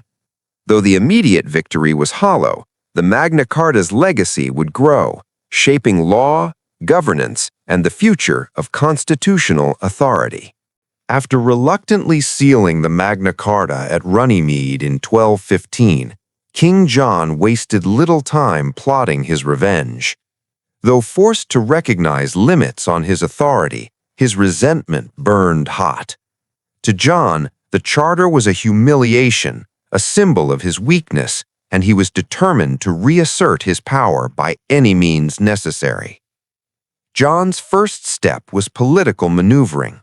He appealed to Pope Innocent III, framing the Magna Carta as an unlawful rebellion against a divinely appointed king. The Pope, sympathetic to the crown, annulled the charter almost immediately, declaring it null and void of all validity forever. This papal support gave John the moral and political justification to reject the terms he had reluctantly accepted, effectively undermining the barons' victory before it could take root. Militarily, John prepared for war. Loyal forces were rallied, castles were reinforced, and mercenaries were hired. John targeted key rebel strongholds, seeking to break the unity of the barons and punish those who had dared to defy him. Battles were swift and brutal, with intimidation and violence reinstated as instruments of royal power. The king's wrath spread fear across the kingdom, reminding everyone that defiance came at a high cost. John also exploited divisions among the barons. By bribing, threatening, and negotiating with more moderate nobles, he weakened the rebellion from within. The barons' initial unity began to fracture under pressure, allowing John to regain ground without direct confrontation in some regions. While John's revenge did not restore absolute control, it sent a clear message. Tyranny, cunning, and ruthlessness were never far from his rule. The king who had been forced to submit at Runnymede had returned with a vengeance, proving that even a temporarily restrained monarch could strike back with devastating force. John's revenge was a dark reminder. The crown, though challenged, remained a formidable instrument of power, and the struggle between king and barons was far from over. By late 1215, the fragile peace established at Runnymede had collapsed, and England descended into civil war. King John's refusal to abide by the Magna Carta, coupled with his efforts to punish and divide the barons, left the kingdom in turmoil. What had been a tense negotiation turned into open conflict as the barons took up arms to defend their rights and assert the limitations on royal power that John had so recklessly ignored. The war was swift and brutal. Castles became fortresses of rebellion or royal control, and skirmishes erupted across the countryside. The barons, well organized and determined, attacked key positions held by John's loyalists. Roads and towns were fortified, and mercenaries hired by both sides intensified the violence. England's once prosperous lands suffered as trade slowed, farms were plundered, and villages caught between armies endured devastation. The Civil War was not just military, it was deeply political. Barons sought to uphold the promises of the Magna Carta, while John attempted to assert his authority and restore fear as the instrument of compliance. London, which had resisted the king previously, became a focal point. The city's support for the barons proved critical, enabling supply lines and providing a secure base for organizing opposition. Even John's excommunication and strained relations with the church played a role. Some clerics lent moral support to the barons, framing rebellion as a defense of justice and law against a tyrant. Meanwhile, John relied on foreign allies and mercenaries, further highlighting the fractured nature of the kingdom. The eruption of civil war marked the culmination of years of misrule, oppression, and distrust. England, divided and chaotic, was no longer under the control of a single king. The conflict underscored the limits of John's authority and demonstrated that the barons, when united, could challenge even the most feared monarch. The battlefield had replaced negotiation, setting the stage for a hard-fought struggle over the very meaning of royal power. As England descended into civil war in 1215, King John faced yet another threat: foreign invasion. The barons, frustrated by John's repeated violations of the Magna Carta, sought external support to strengthen their position. They invited Prince Louis of France, the future Louis VIII, to claim the English throne, promising him power and the backing of influential nobles if he assisted in deposing John.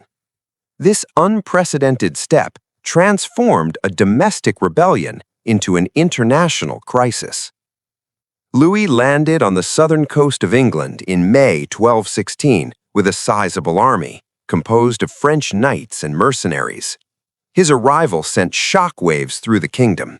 Many barons quickly rallied to his side, seeing him as a legitimate alternative to a king whose tyranny and deceit had destabilized England for over a decade.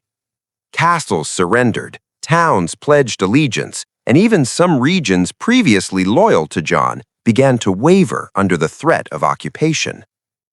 For King John, the invasion was a dire escalation. Not only was he struggling against the united barons, but now he faced a foreign monarch seeking to seize his throne. John responded with desperate measures. He rallied loyalist forces, fortified key castles, and leveraged his remaining support among loyal barons and mercenary allies.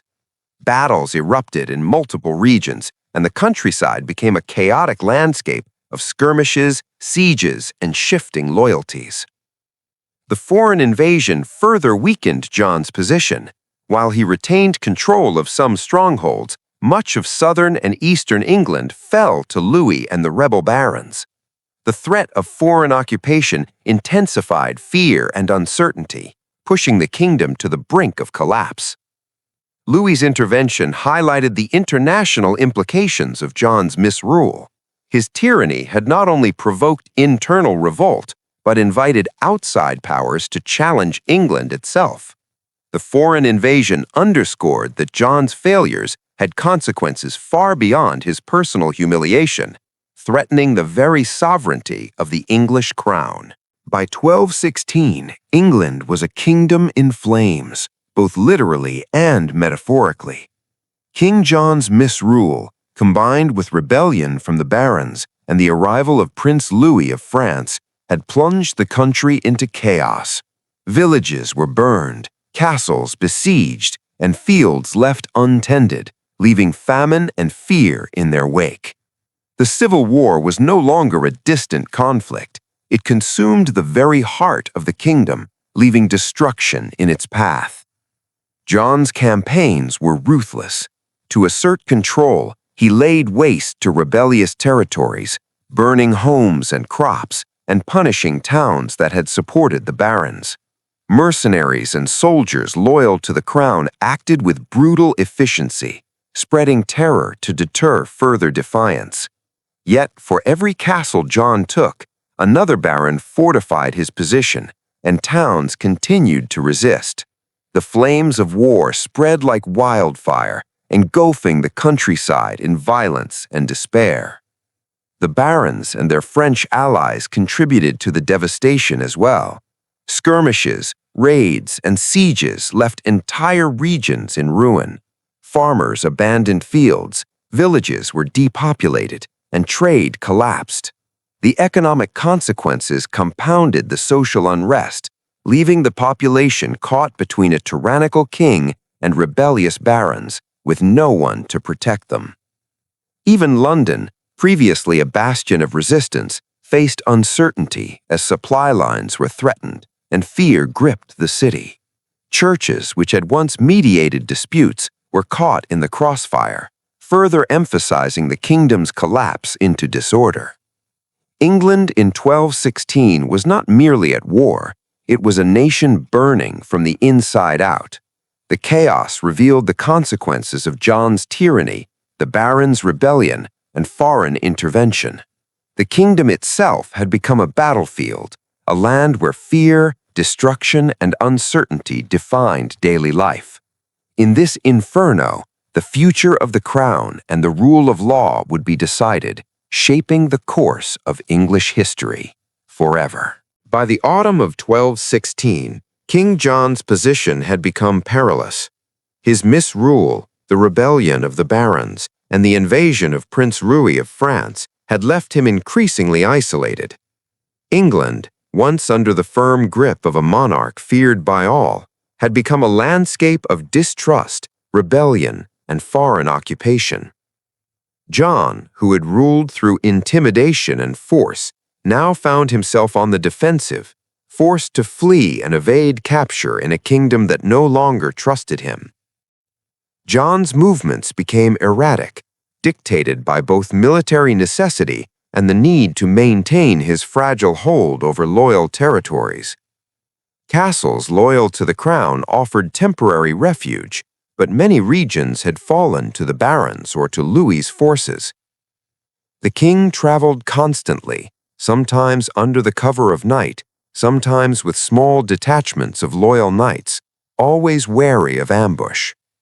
Every road and village posed a potential threat, and even trusted allies grew cautious, unsure whether John's fortunes could withstand the relentless pressure.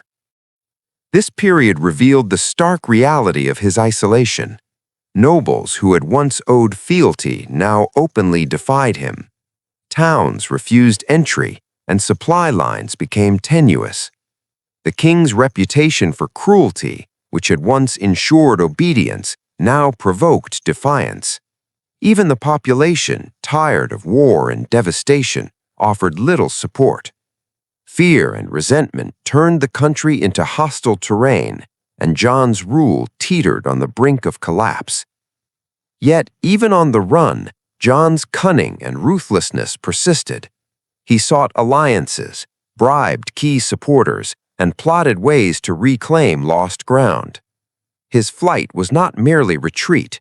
It was a maneuver, a survival strategy designed to preserve his throne in the face of overwhelming odds. The image of King John on the run symbolized the collapse of absolute power. The once feared monarch had become a fugitive in his own kingdom, underscoring the consequences of tyranny, broken trust, and rebellion, as the stage was set for the kingdom's ultimate confrontation.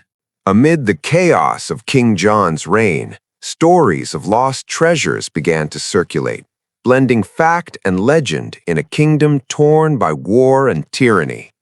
John, known for his relentless greed, had amassed vast wealth through heavy taxation, fines, confiscated estates, and extortion. Gold, silver, jewels, and priceless artifacts filled royal treasuries, castles, and hidden vaults, much of it seized from barons and churches alike. Yet much of this wealth seemed to vanish, fueling rumors of secret stashes hidden away to secure the king's survival or future schemes. The barons whispered of coffers buried deep in castles, of gold secreted into forested lands, and of priceless treasures spirited away from conquered towns. Chroniclers suggested that John, anticipating rebellion, hid hoards in remote locations, only accessible to trusted retainers, or perhaps lost entirely as his reign crumbled. For the common people, these rumors carried hope. The treasure of a tyrant, once recovered, could enrich the rightful or righteous, turning the wealth of oppression into justice. In reality, the lost treasure was both literal and symbolic. Literally, John did accumulate riches, and some may have been concealed or lost in flight as he fled baronial uprisings and the advancing forces of Prince Louis. Symbolically, the treasure represented the wealth and power hoarded by a king who had ruled through fear and manipulation. It was a reminder of the gap between the ruling class and the people, of resources extracted through oppression rather than earned through governance. Even centuries later, the legend of King John's lost treasure persists. It embodies the mystery and intrigue of a turbulent reign, the greed and cunning of a tyrant, and the consequences of a monarchy unchecked by law or conscience. The treasure, hidden or lost, remains a metaphor for a kingdom's stolen wealth and the enduring allure of history's unsolved secrets. By late 1216, King John's physical and mental state had begun to deteriorate. Years of stress, constant warfare, rebellion, and political maneuvering had taken a toll on his health. The king, once feared and formidable, became increasingly vulnerable to illness, exacerbated by the isolation imposed by his own actions. Distrust and fear had left him surrounded by fewer loyal allies, and even those who remained cautious in their support, unwilling to risk too much for a monarch whose temper and cruelty were legendary. John's illness struck at a critical moment. With the Civil War raging and Prince Louis advancing from France, the king's ability to lead armies and govern effectively was compromised. Reports suggest that John suffered from a sudden, severe disease, possibly dysentery, though exact records are unclear, that weakened him rapidly. Confined to his chambers, he could no longer travel safely between castles or oversee his military campaigns, leaving his forces fragmented and his barons emboldened.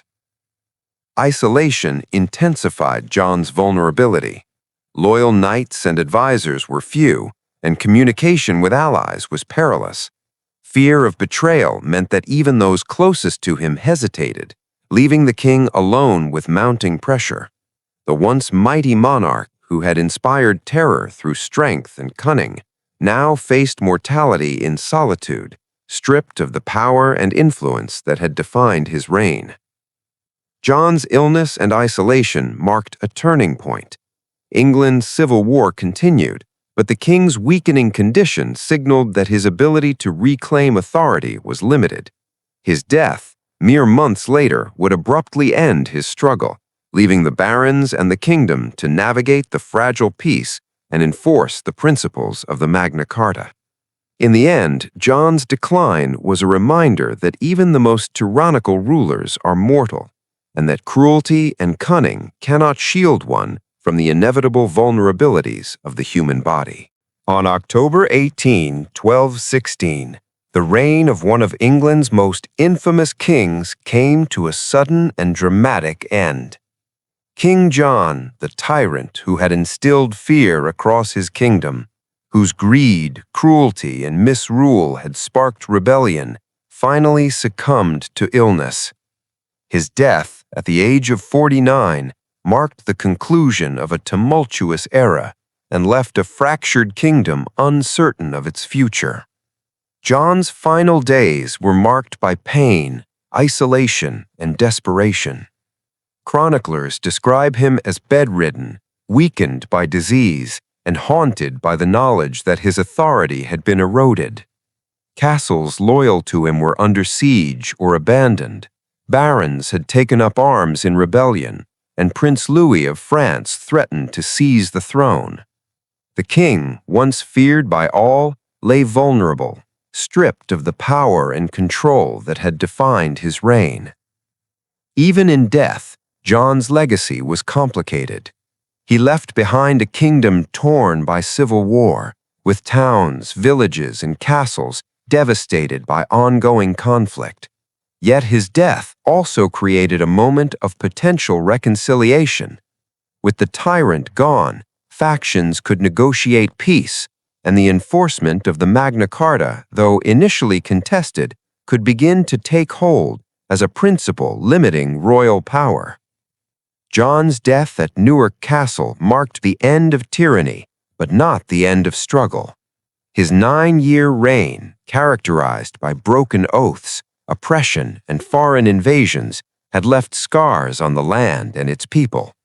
Yet it also inadvertently paved the way for constitutional change, showing that even the most feared monarch could be challenged and ultimately held accountable.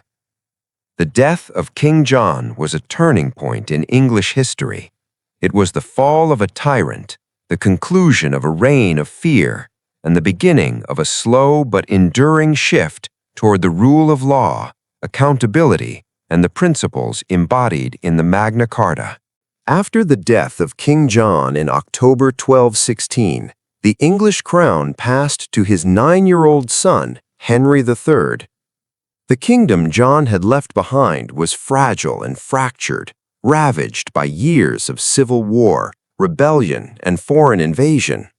Castles had been besieged, villages burned, and trade disrupted.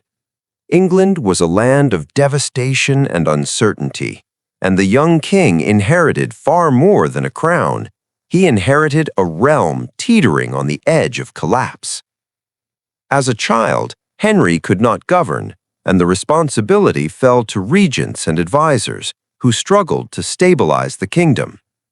The barons who had opposed John remained wary, cautious that the new king might become another tyrant in time, but they also recognized the opportunity to influence a ruler who had yet to make decisions of his own. Meanwhile, Prince Louis of France, who had been advancing with the support of rebellious barons, lost momentum with John's death, giving Henry's supporters a chance to reclaim control. The kingdom's ruins were physical and political. Castles were in disrepair, royal finances depleted by war, and the loyalty of the populace uncertain. The Magna Carta, though contested, became a critical tool for negotiating peace, as barons sought to secure their rights while guiding the child king's rule. England faced the challenge of rebuilding authority, restoring law and order, and healing a population exhausted by years of conflict. Henry III's ascension marked a turning point. Though powerless as a child, he symbolized continuity and the hope of stability.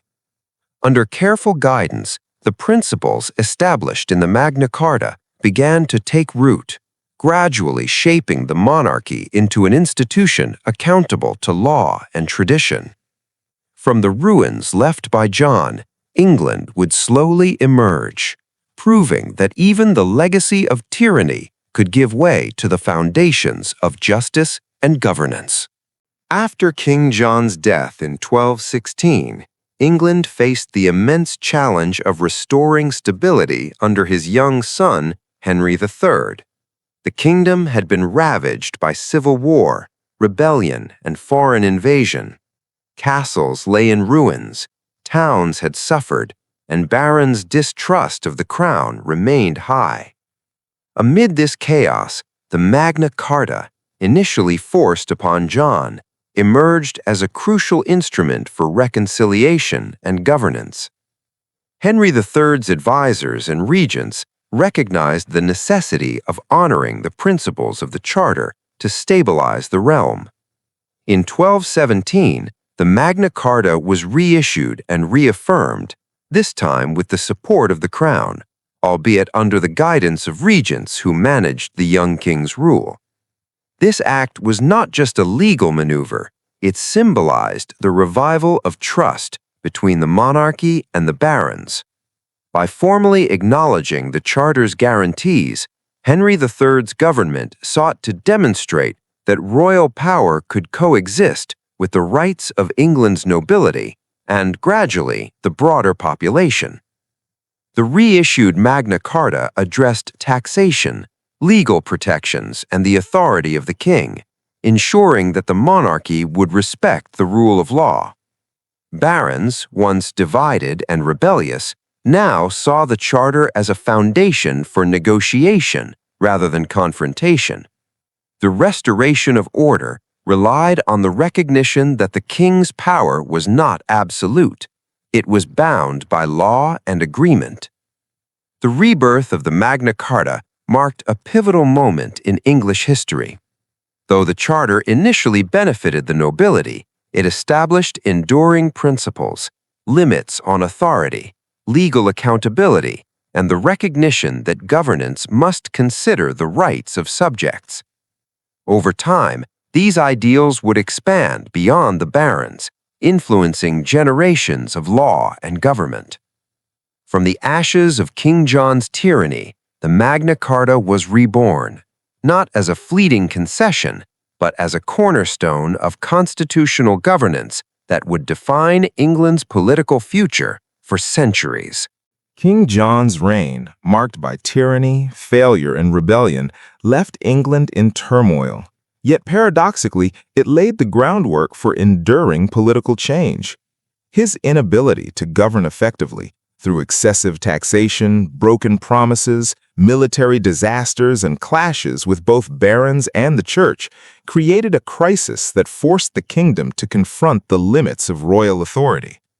What appeared as catastrophic failure became the foundation for the future of English law and governance. The consequences of John's misrule were immediate and severe. Barons rebelled, civil war erupted, and Prince Louis of France invaded, threatening to seize the English throne. The kingdom's economy suffered, villages were devastated, and the population endured fear and uncertainty.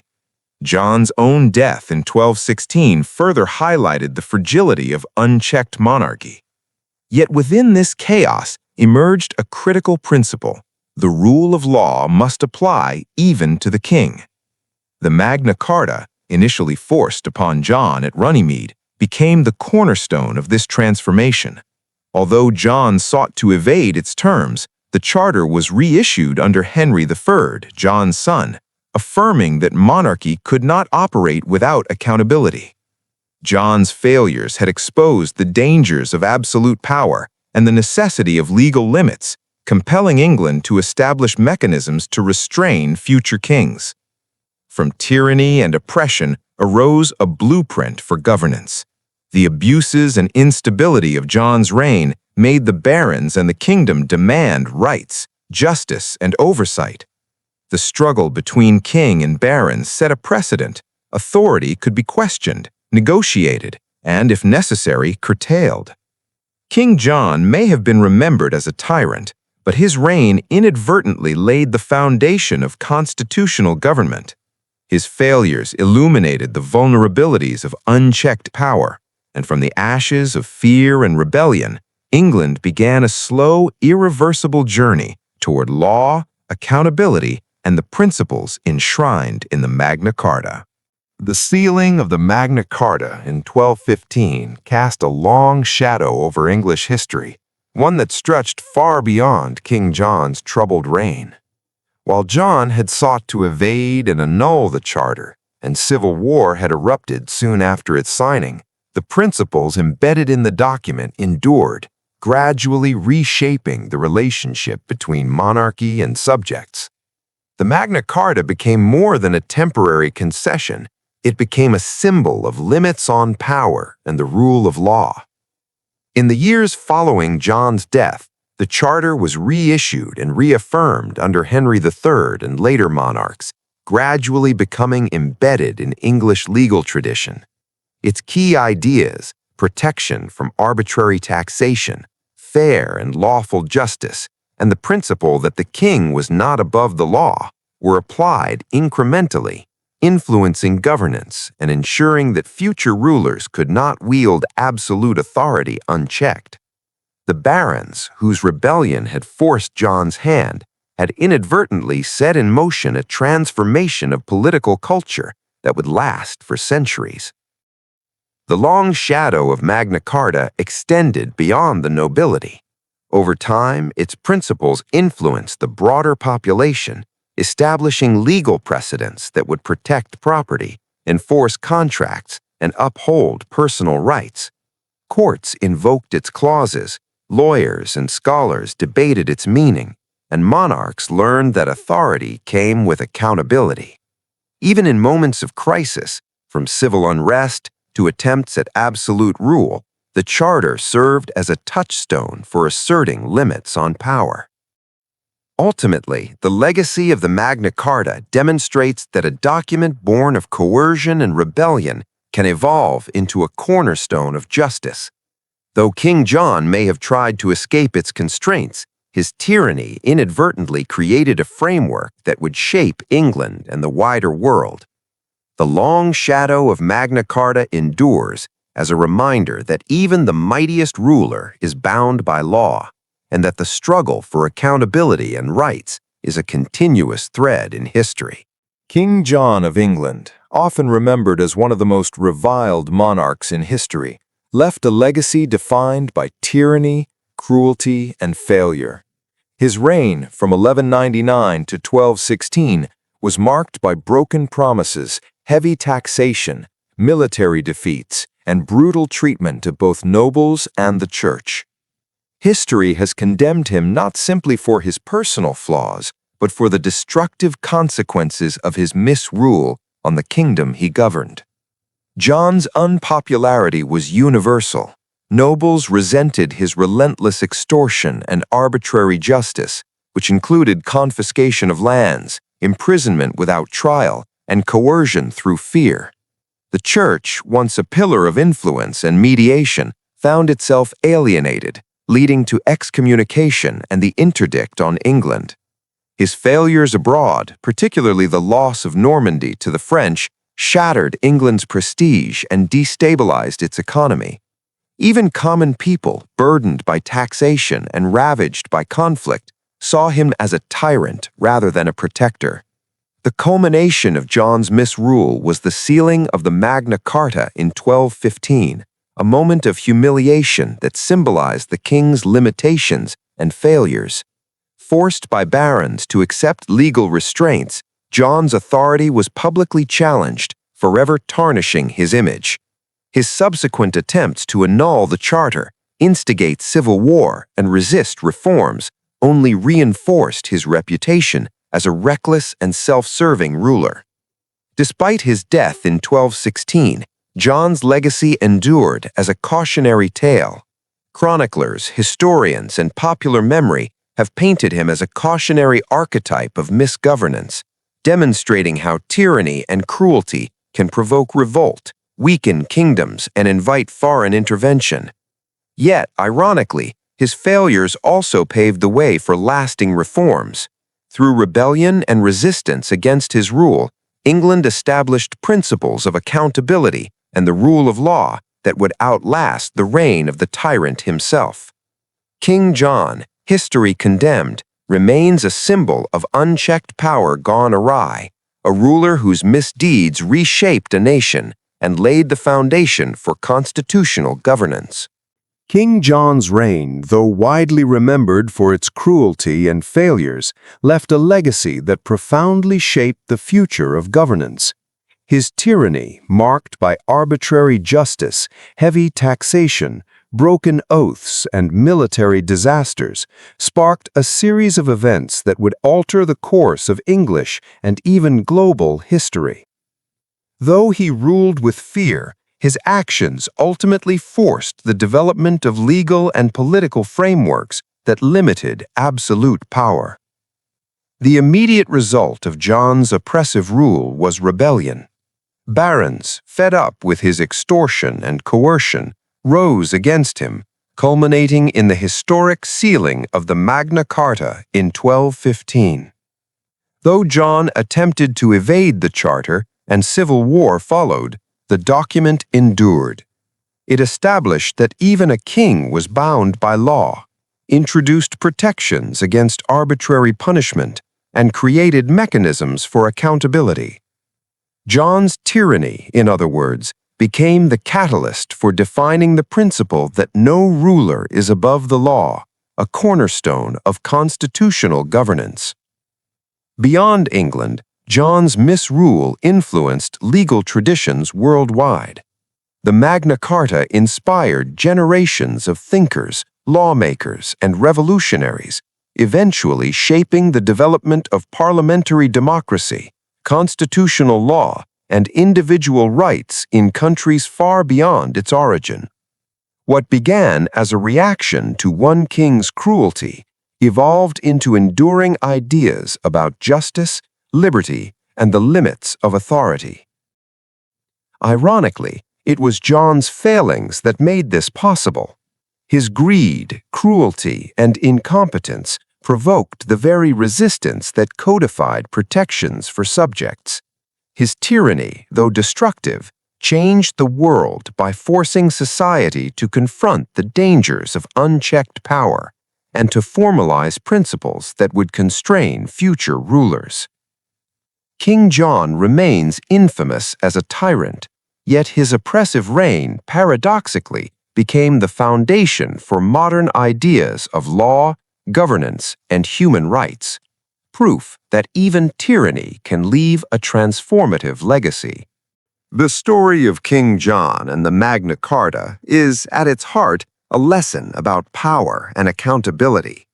John's reign, remembered for cruelty, broken promises, and misrule, demonstrates the dangers of unchecked authority. Yet paradoxically, it was precisely his tyranny that forced a historic reckoning, shaping the future of governance not only in England, but across the world. By 1215, John had alienated barons, clergy, and cities alike. His arbitrary taxes, confiscations, and punishments had made rebellion inevitable.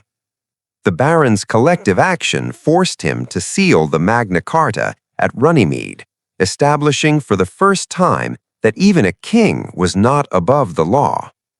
Though John attempted to ignore or annul the charter and civil war erupted, the principles it embodied endured: legal limits, protections for property and inheritance, and the concept of due process became foundational ideas, influencing governance for centuries to come. The Magna Carta's legacy lies not only in its immediate political effect, but in the broader principle it established. Authority must be exercised responsibly with recognition of rights and justice.